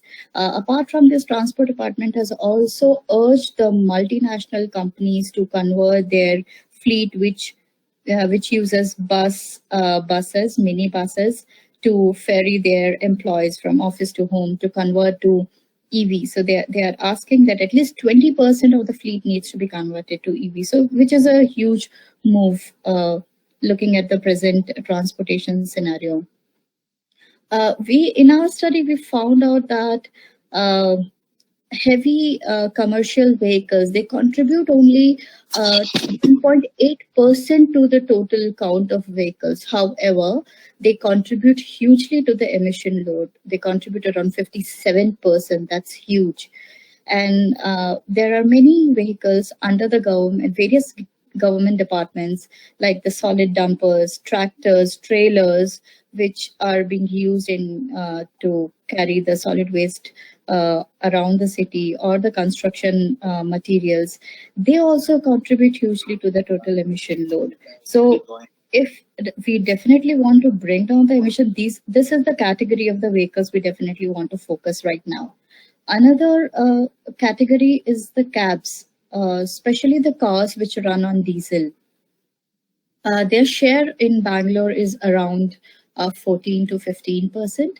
However, their contribution is almost around 20%. So like Delhi adopted CNG, it is a very good opportunity for Bangalore also to adopt CNG and convert these diesel cars to CNG. That would be a good step without requirement of huge infrastructures towards charging charging facilities and everything. So these are some initiatives that need to be considered towards the transportation department. There was recently an article on 4th of June that was published, which mentioned that the growth rate for vehicle purchase has decreased since last year. So it was 8.7% last year, and this year is 7.3%. There could be many reasons for this, like traffic issues in Bangalore, parking woes, pricey fuel, and easy available application-based cabs, and also the pandemic. But then we definitely need to consider that this is a very good opportunity for us to understand that, yes, I mean, this is a scary time. We would definitely take a step back in using public transportation, but going forward, this is the best option that we have right now. You know, even if we look at Indian condition and the way the public transportation is being used, the passengers per square kilometer is huge, and that is now not how a public transportation needs to be. So social distancing within public transportation is the best way going forward. And definitely there would be a lot of public resources being used, and we need to be mindful about that. And we need to move in the direction and not forget about the budgetary constraints as well. And see how private capital needs to be thought judiciously towards the public transportation. Other sector that, as I mentioned, road dust is huge. So the best, what we have seen, that end-to-end road pavement is the best option. Mechanical sweepers are definitely plying on road, but I personally have seen that while going to the airport on the flyover, there was running, but the amount of dust they are cleaning, more than that they are, resuspending them in the air. So I don't know how impactful these mechanical sweepers are. So it would be good if we can just have roads paved end to end and leave no chance for the dust to resuspend. Also, other option is that we can use geosynthetics and plastics that can help prolong the life of roads, because they are very durable and they have long bearing capacity. And for the constructions, there are already policy existing by CPCB, so it would be good if we can start implementing those measures on ground, because implementation is a huge challenge, and we should be making the construction vendors or people who are the lead for this construction activities, and we should work with them on ground to make sure that these activities or these policies are being implemented. As few of the speakers already mentioned, Professor Kehwal and Aarti also mentioned that indoor air pollution is coming out to be a major issue during this time. During our surveys conducted in Bangalore, we did observe that there are non-notified slum areas. There are some central areas in Bangalore where people still use wood and cow dung. And when we monitored, we saw that around 0.5 kg to 1 kg of wood is being used daily. Apart from that, there are many eateries in commercial areas which are using wood in tandoors. And I'm sure everyone knows about Absolute Barbecue Nation and Empire, which exist in Bangalore. They use around 300 to 500 kgs of coal every day. And there are a specific set of regulations which says that they have to use specific filters within their kitchen so that it does not emit much of the pollution. But I am not sure if such measures have been adopted, or are they efficiently being used in such eateries. So these are the major, some of the areas that we definitely need to look at. I am not going to talk about the other sectors like DG sets, industry, which also contribute to the total pollution load. But then there is definitely a huge gap in the data that exists right now, and we should be focusing more on collecting such data so that we can provide a good policy inputs to the policymakers, and which can be helpful in developing new reforms and new policies.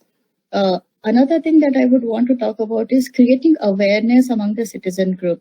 In the last couple of years, we have seen that, the best example is the National Clean Air Program that all came up because of the awareness that was created among the citizens and the push that was given to the policymakers. So such initiatives are very much required if we really want to reduce the pollution levels in our city. And engage with more stakeholders and think tanks and NGOs. They have a very credible role to support action against air pollution. And that is something we should be thinking about, bringing everyone on the same platform, brainstorming and discussing so that a proper input can be given to the policymakers. I have been closely working with the policymakers, and what I have realized that at times they don't have proper information as in what exists on ground, because there are a lot of governance issues also they face. There are infrastructural issues, there are finance issues. So most of the time they keep just dealing with those issues and forget about the real problem that exists on ground. Another thing that I want to touch base upon is that in our finance 15th Finance Commission report talks that 4,400 crore rupees will be allocated towards solving air pollution issues, and 42 out of 50 million plus cities has been selected for this, and Bangalore is one of the city which will get benefited from this funding. And it's a huge amount. It's something around 279 crores that Bangalore will benefit. So definitely it is time to strategize the Clean Air Action Plan that has been developed by KSPCB, and assist them as in where and how this fund needs to be used going forward in next 5 to 4 years. So I'll stop here and just leaving a question that we all need to come together, and rather than focusing on small issues and looking at the bigger picture, how entire Bangalore and the country can benefit from this funding. Yes, this funding is not sufficient, but at least we can start moving in the direction. Thank you. Thank you so much, Pratima. Thank you for this overarching view. I think many of us don't know what's going on in these large-scale decisions. I also just want to say that the next two talks will keep it to around 5 minutes each. But because Mr. P.C. Mohan is already here, I was just thinking if I can get Satya to speak first for around 5-6 minutes, and then I'll bring in Sir to give his comments. He also made a request that if we can become visible when he's there, so that he can address us, also looking at our faces, that would be great. So that's my small request. Satya, if I could just hand this over to you, if you could take it 5-6 minutes, and then I can bring on. Thank you. Sure, thank you. You're able to hear me? Yes, perfectly. Yeah, so welcome to Mr. P.C. Mohan sir also. He's been a very avid supporter of the Suburban Rail project and has moved it very well. For me, as the bicycle mayor of Bengaluru for the past 2 years, we've been trying to get action on the ground. Enough talk has been had about, we should use this and we should use that. We had very pathetic levels of sustainable transport adoption. Whether it is bus, it was falling, the mode share was falling. We didn't have a proper suburban rail system also. And cycling was given a raw deal by most people because they had various concerns. Pollution is there, safety is there, this concern, that concern. And we also had Jayanagar cycle tracks, which didn't go anywhere. It was way ahead of its time, and people weren't there to claim their space. But the situation has changed a lot since then. That was 6 to 8 years ago. If you look at today, I have been running the Cycle to Work platform for the past 1.5 years. And I have about 2,000 people from all the companies, about 290 companies, people from there have signed up. These 2,000 people over 1.5 years have clocked 76,000 trips.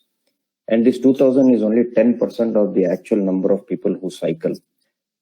Because I use a technology thing, there are a lot of people who are not counted. But it is a very representative sample, out of which 50% of the people are around the IT corridor and the ORR area and all that. This is about 6.5 lakh kilometers have been clocked, and 160 tons of carbon dioxide emissions have been saved. So there is real action on the ground. The urgency is being felt by people. They only need to have incentives to start the ride. Like, I don't know what bicycle to buy. I don't know how to get on the road. Can the government provide me some incentives? People usually say, unless the numbers are large enough, I will not provision infrastructure. That is like saying, I will build a bridge based on counting the number of people who are swimming across the river. So you will have to give certain incentives so more people who are sitting on the fence can also adopt. It goes both ways. So I think we have seen a lot of momentum. I work with companies. On June 3rd, we recently started something called the Bicycle Alliance, where we got all the bicycle stores together to understand why are there not enough people buying bicycles. It costs less than a cell phone. We buy cell phones every 2 years and trash it and buy another one. A cycle costs less than that. Really nice ones if you go there. But people don't seem to understand why I should have that. The key is, it's not awareness. People are already aware. Everybody knows global climate change is there. We have to do something. The key is action on the ground. Who are the people who are standing there talking to these people? Who are the people who are going out there and making things happen?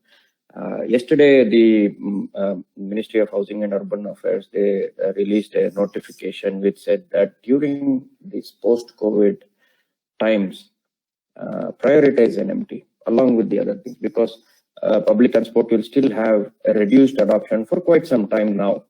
So until such time, NMT, pop-up bicycle lanes, let's encourage people to do that. Positive messages need to be sent and people will adopt, because I've seen an uptick. There are 700% increase in sales of bicycles in the last 4 weeks.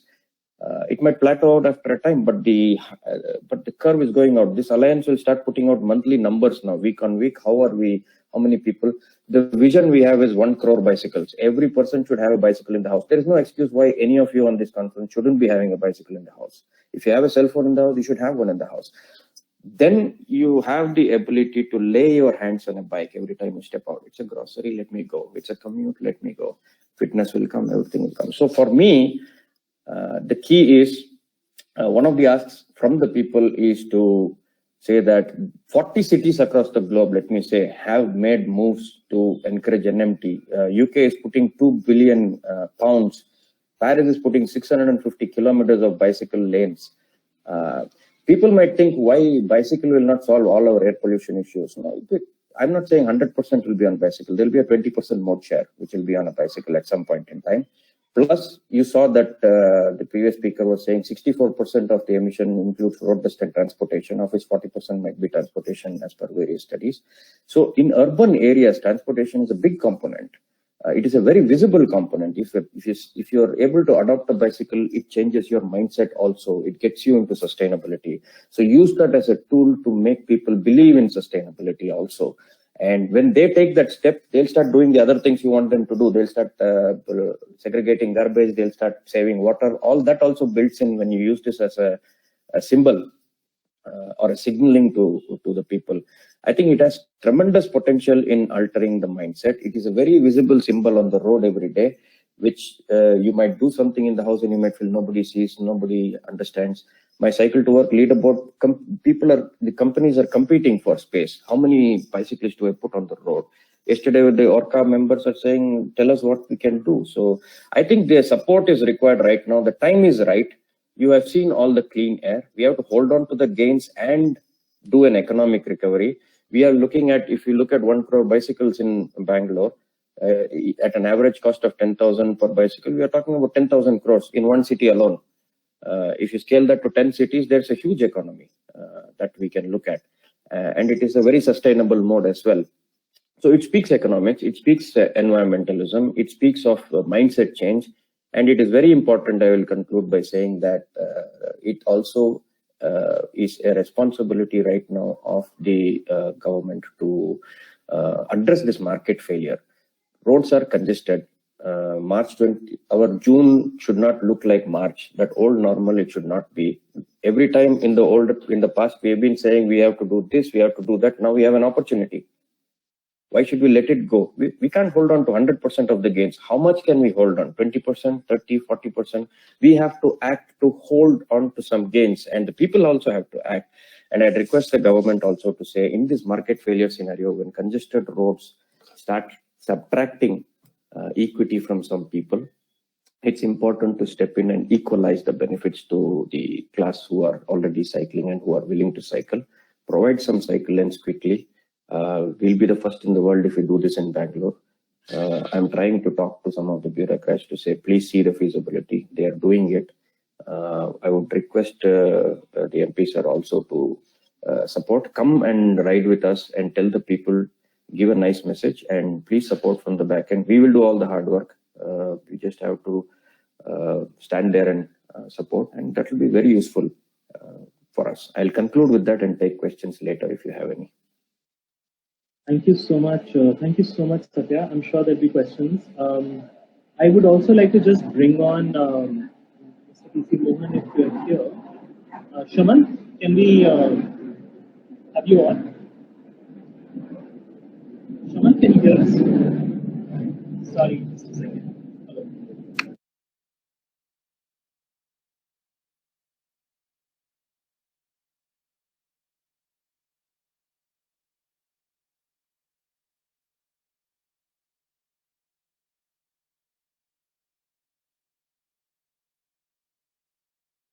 Hello. Sorry to report, we can be in our sort of closed video conferences. They could not make it, so that will not happen. Satya, I wanted to just give you the stage for a little bit more because I know you want to talk about the pop-up ORR cycle lanes that we're doing.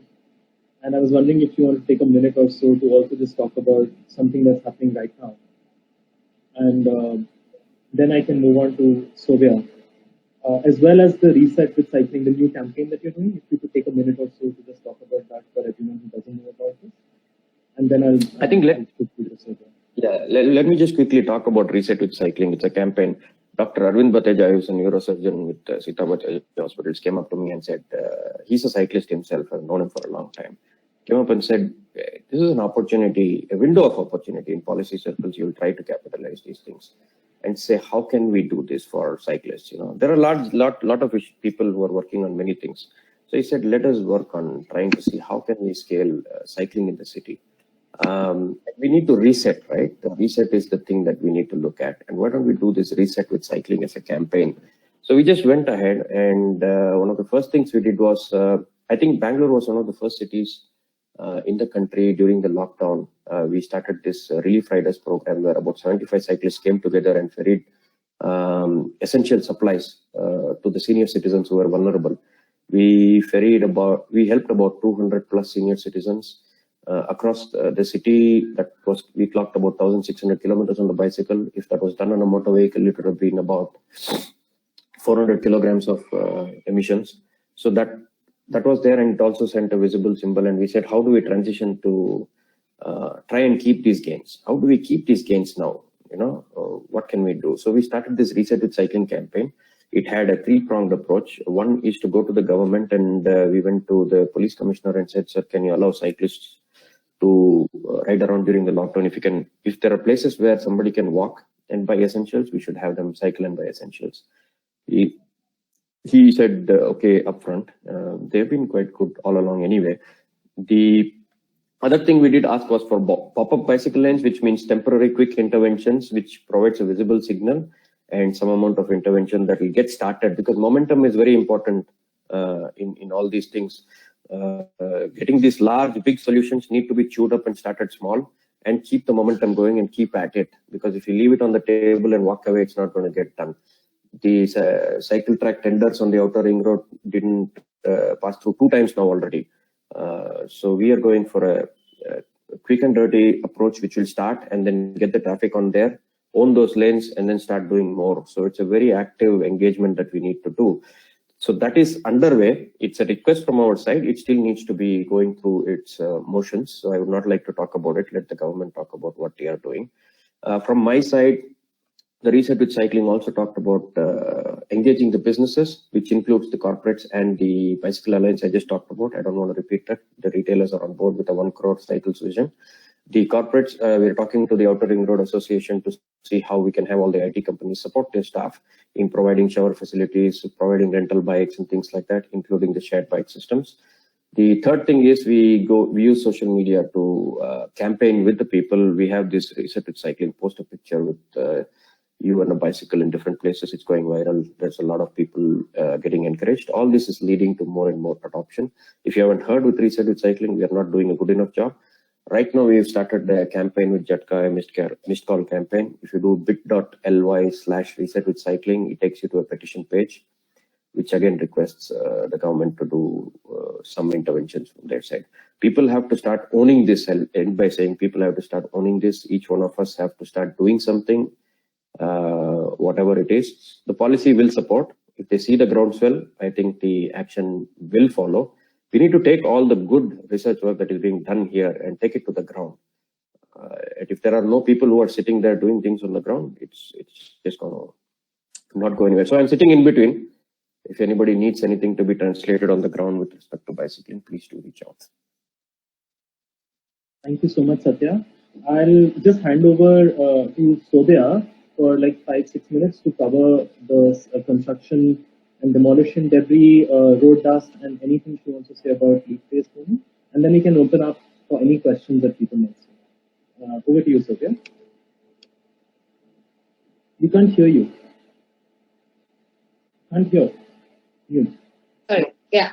So, so we have actually at Sensing Local, we've also been working with VCAMP for some time now regarding solid waste management. One of the key things and the key challenges that we've been looking at is the issue of street sweeping and the issue of leaf waste processing. Construction waste per se does not even feature in the aspect of things that BBMP has to do.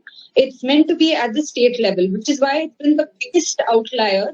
The city does not have an organized system in place especially considering the amount of construction that's happening in the city right now and the proposed, which the master plan actually said that we would build almost an equal amount of Bangalore that we have now by 2031. And that is most shocking that we do not have a plan, despite the fact that construction activity has only been increasing. Hopefully, COVID will slow it down. However, we do still see road work, we see metro work, the city is growing. And that is a problem that is not related to just the fact that construction activity is happening, but largely it is attributed to the fact that we don't have a monitoring system in place, which means that if I, as BBMP or BDA, give an agency permission that you can construct a building, I do state in my contract to say that, okay, despite the fact that you're constructing, that you have to manage your waste, it has to be put in the right place and sent to the right place. The issue lies in the sending to the right place. Nobody is monitoring that. Even though builders actually are producing a certificate, it is being almost paid and produced in a lot of cases just to show that they have done something. The reason being not the fact that they don't want to, it's because it's not making economical sense. So if the fine was large enough, then it would make economical sense for them to pay and get their waste disposed. Right now, the issue is I do have a lot of open outlier land that is there. If I go and dump it there, nobody's bothered. If I dump it in drains, nobody's bothered. The issue lies in that. And I think that is not a big problem, but it is very easy to solve. The second thing, coming to the aspect of street sweeping. Now, the challenge with street sweeping, and even when we were looking at the planning of street sweeping, we had quite a few problems that came up. One is cars are parked on the street throughout the entire day. So how then should the sweeper actually sweep the street? Second is, even if I'm sweeping my road and street, or if I'm giving mechanical sweepers, the quality of the road is so bad that even if I ran that mechanical sweeper a few times, it will not gather the entire amount of dust that is there. That's the second challenge. The third is, for a Paura Karmika to sweep, of course, there's an equipment issue and all of that, but manually sweeping the road is a problem. So, though the planning is that the Paura Karmika is there for 6 hours. That's the time slot that's given to the Paura Karmika. It is not humanly possible to sweep a road for 6 hours. It's plain and simple like that. And so there have to be certain smaller machineries that are given that a Paura Karmika can also access and use, which is being implemented by BBMP, and they are looking at options around this. But largely what it comes down to is there is no coordination, right? So if I look at DESCOM, BWSSB, that's continuously digging up the road, and then the actual cleaning of the road lies in the hands of BBMP. So we find debris lying there. When DESCOM actually cuts the branches, the tree branches, that again is lying there because there is no communication as to say that, okay, BBMP needs to clear that. So there are these small issues that are there which are leading to the larger problem. And in our mind, it's how do we move the system in a fashion that one is the policy level, but the other is also creating some traction on ground. So, for example, if you look at bunches and leaf litter, that is accumulating on our streets, and it accumulates from January to March. Those are the 3 months we have maximum amount of leaf shedding. However, the processing of this waste can happen in a very local manner. Every park can have a composter. It is not a difficult thing to do. But what we find is a lot of people, including the BBMP's people, who set it on fire because there is too much of it and there's not enough vehicles to take it, since it's a very seasonal thing. So how can we as a community start asking for certain things when there is saying that that guy has not covered his building, or the guy continues to put debris and construction dust on the footpath for months together? We ourselves have, next to our office, which the building has been in construction for a few years now, but the debris still remains, and that's slowly moving onto the road, and as road dust comes obviously into the air. So I think there are these few things that we think can be done, and it's got to be about even awareness and raising a concern against this, because the problem is not so uniform that the government, or a way that the government can go and find it everywhere. But if people and resident association, ward committees start taking this up as an issue, and pollution becomes the factor for us to fight for, through which we say that to prevent that in get some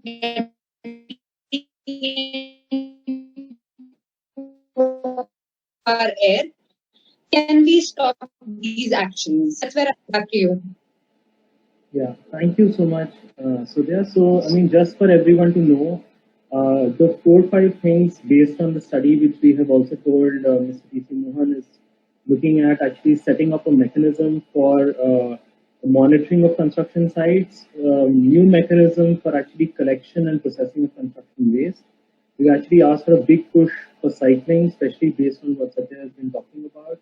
We've also asked for the leaf-based management in the parks as a major issue.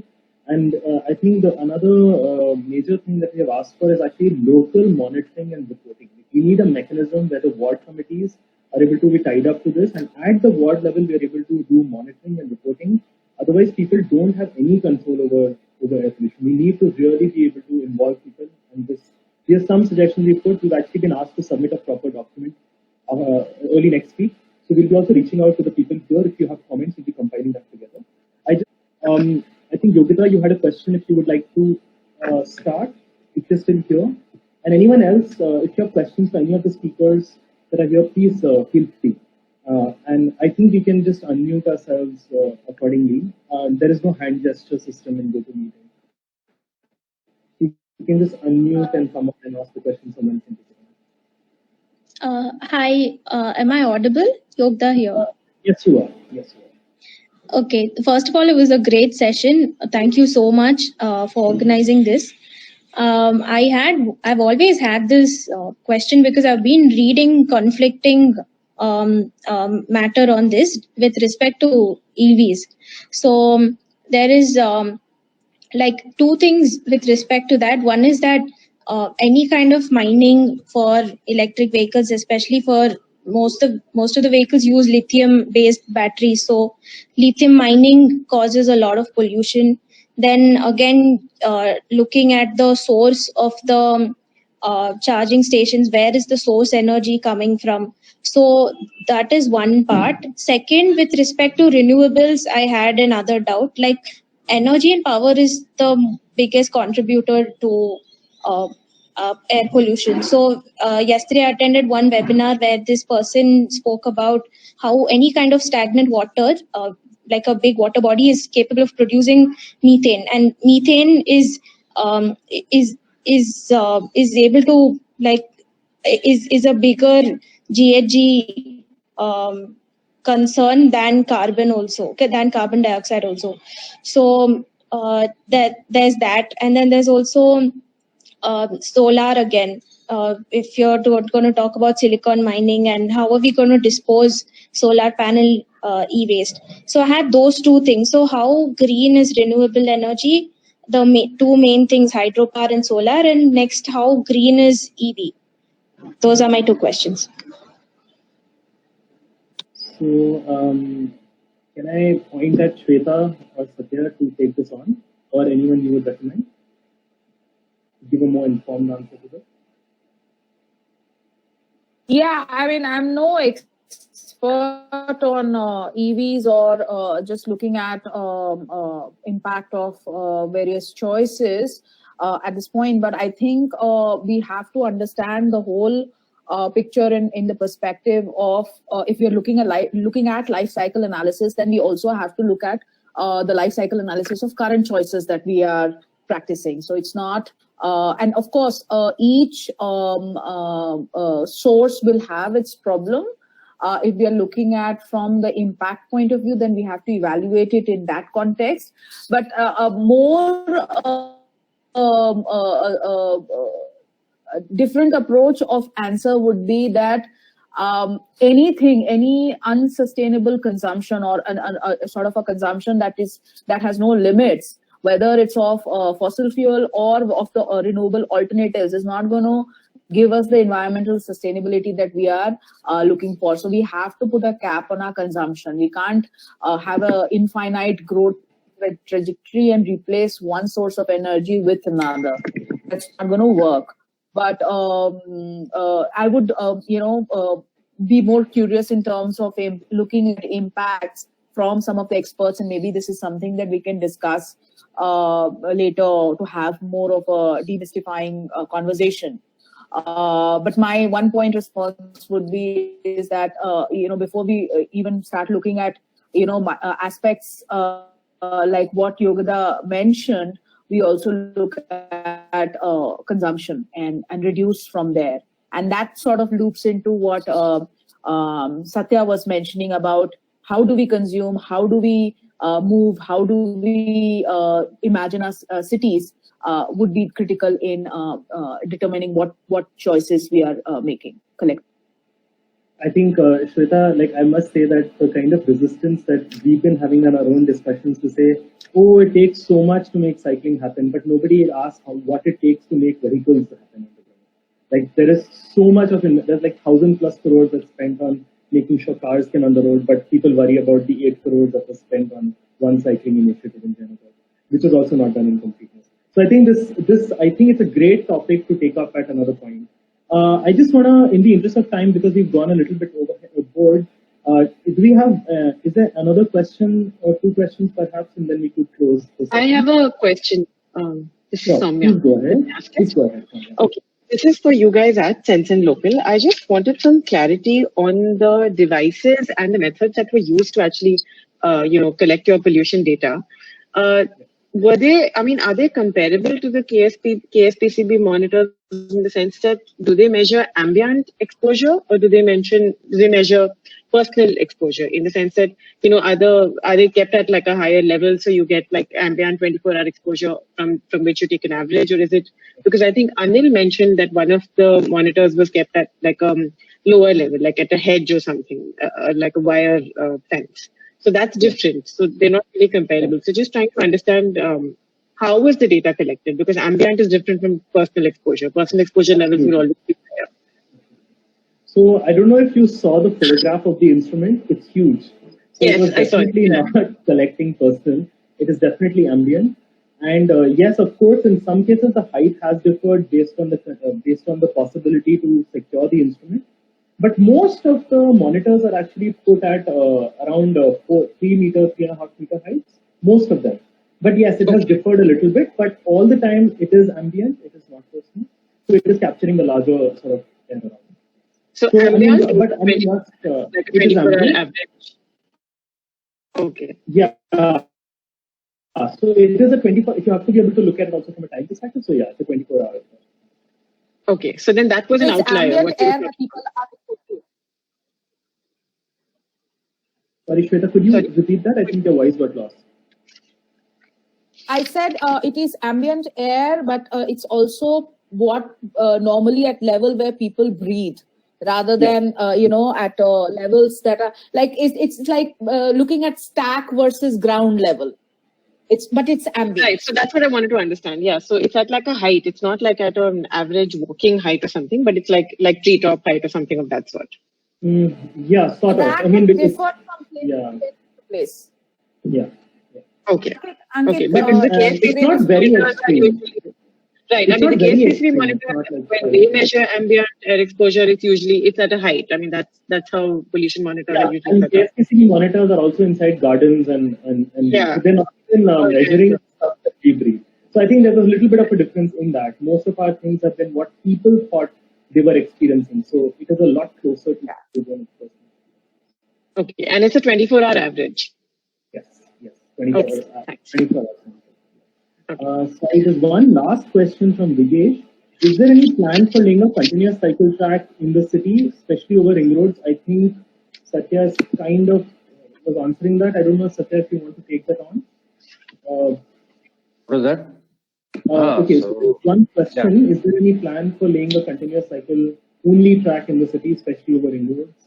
I think, the plans are always there. I think we need to push the implementation of it, because the cycle tracks are not something that these people earn a lot out of, and they just don't feel that there are enough people cycling in the city. There are lots of excuses for not doing things, but the comprehensive mobility plan, we used this data and submitted to the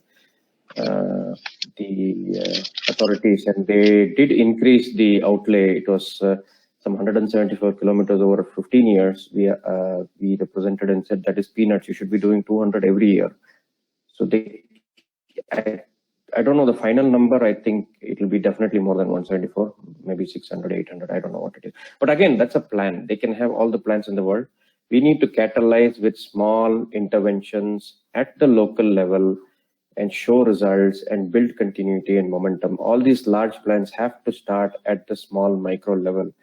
The policy changes, of course, you can't do the industrial policy like that, but I'm just saying these kind of action, personal action, which people take has to be done pretty quickly, and they should see the momentum.